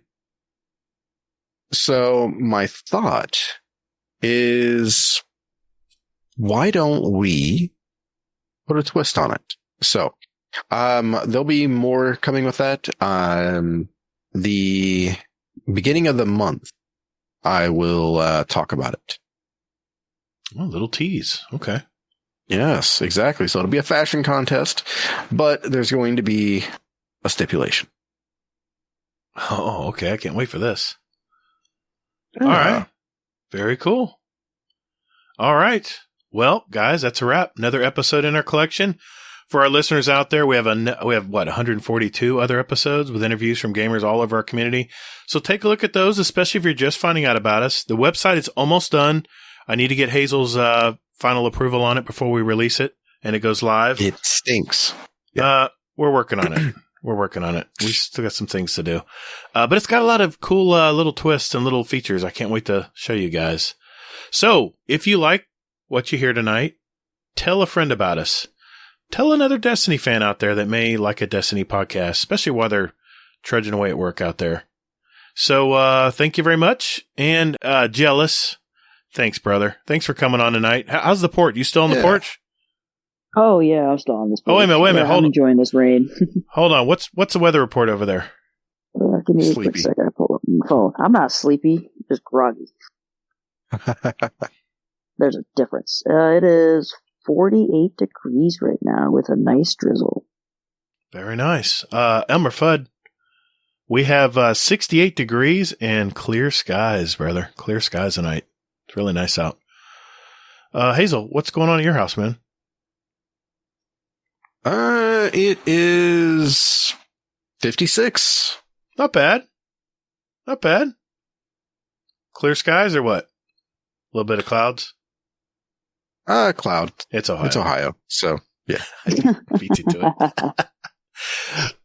Well, Jealous, tell everyone how they can find you out there, man. You can find me on Twitter at JellisGaming. You can also find me on the Twitch, JellisGaming there as well. You can hit me up on the Discord at any time. I'm willing to help anybody with any task as long as I'm able to help. If not, I'll probably lie to you about my light level and help you anyways. But those are the main places that you can reach me. So if you want to get together and game, Iron Banana or Crucible, hit me up. Always happy to play. Just make sure you pack the jelly and get that bread. Nice, man. You put your very first message to me. Is this serious? Yeah. March 17th, 2020. I'm interested in the Guardian Downcast clan. What do I need to do to join? Nice, dude. And time does fly, doesn't it? Hazel, sir, how can people find you? Quick and easy. Hazel NT. Anywhere and everywhere. Except Which is the Hazel NT. gotta love the branding. All right. You can find me on Twitter at Todd the Gatr. Remember, that's Gatr. You can also find me on PS5 and Steam as Gatr, spelled the same way. And I'm on YouTube as Gatr, Gatr. Don't forget those underscores. Or Gatr-Guardian Downcast, where we also post our episodes every week if you like to just listen along while you're on YouTube or while you're tinkering around in the office. Good time to do it.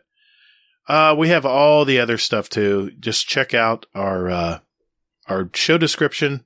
All the links are there. We got a ton of links. So just click on any link that you might want to check out. And before we go, Uncle Scumdeath has another Scumdeath corner for us tonight. Uncle Scumdeath, what's going on? Talk to us. Hello, Scumdeath here. Last night was my best mate's birthday, so I went round his house and I got trolleyed. That's an English saying for getting wankered. Till about 2:30. I got home about 2:30. Then 4:30, the daughter decided to bring some fucking random bloke home. So I'm there fucking bollocky naked with my little fucking tadger hanging out the fucking window, telling this fucker to fuck off, get the fuck out of my house. Kicked him out at 4:30. And then the other daughter was coming down from Manchester, which is like a 5-hour train journey, with her girlfriend and their dog. And it's like, the trains are fucked up, so they're stopping at fucking in Wales. So me and the missus this morning, well, I didn't drive obviously because I was fucking wankered. I had to drive to Wales this morning to pick them up. So fucking hell. We ended up in another country this morning. It's like, after what I've been through in the morning. Oh my God, 4:30, kicking some fucker out of my house. Some dirty lecherous fuck.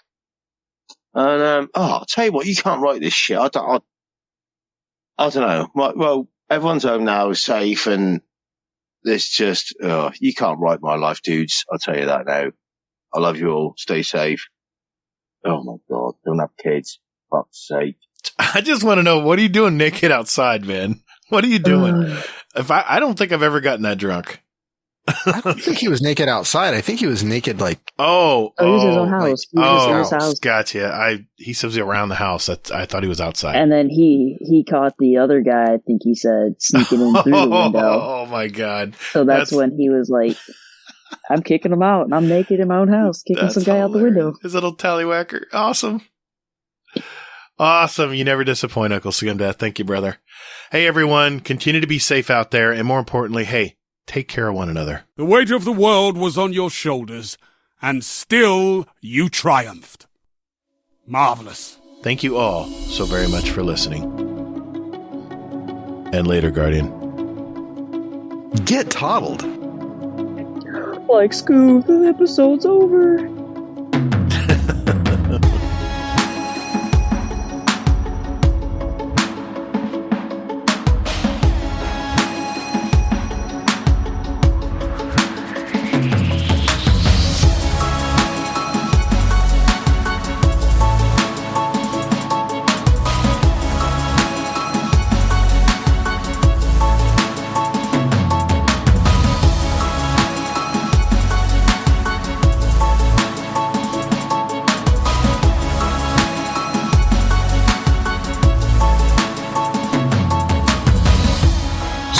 Hazel, I'm actually up in right on the water. We're opening up the boathouse thing. So I'm on my phone tonight. That's fine. I can hear you good. Sounds terrible. That sounds terrible. Yeah. I can't believe Totally. that. Oh man, how do you live with yourself out there on the water like that? So I just open up the flat grill, make some bacon, sausage, eggs, French toast, all that. Are you in a houseboat? No, it's so we have there's a trailer park. Yeah. So my mom's got a lot. She's got a trailer. It's like really nice trailer. So Okay. Nice. it's like your summer getaway kind of thing. Oh, so and you come up on the weekends. You say you're in a boat right now? No, I'm not in a boat right Oh. now. Are you crazy? I was gonna say, man, it's awful quiet. I'd hear wind right now. Yeah, we're Gatr walking. does not pay attention to anything. I've had a long day and I'm tired. I'm gonna be this way a lot tonight. I mean, Gator's also the guy that's like, oh, it's freezing when it's 60 out. It is Yeah. freezing when it's 60 out. I wore shorts today, and it was 62. That's Jort's weather, man. 62 is a nice day, but I have to bundle up a little bit. Long sleeves at least. Well, it could have been worse. Could have been humid and 85 today. It zapped me, man. I'll take that. Whew, it was muggy, man. It was like I was in a terrarium with the lid closed. Just humid.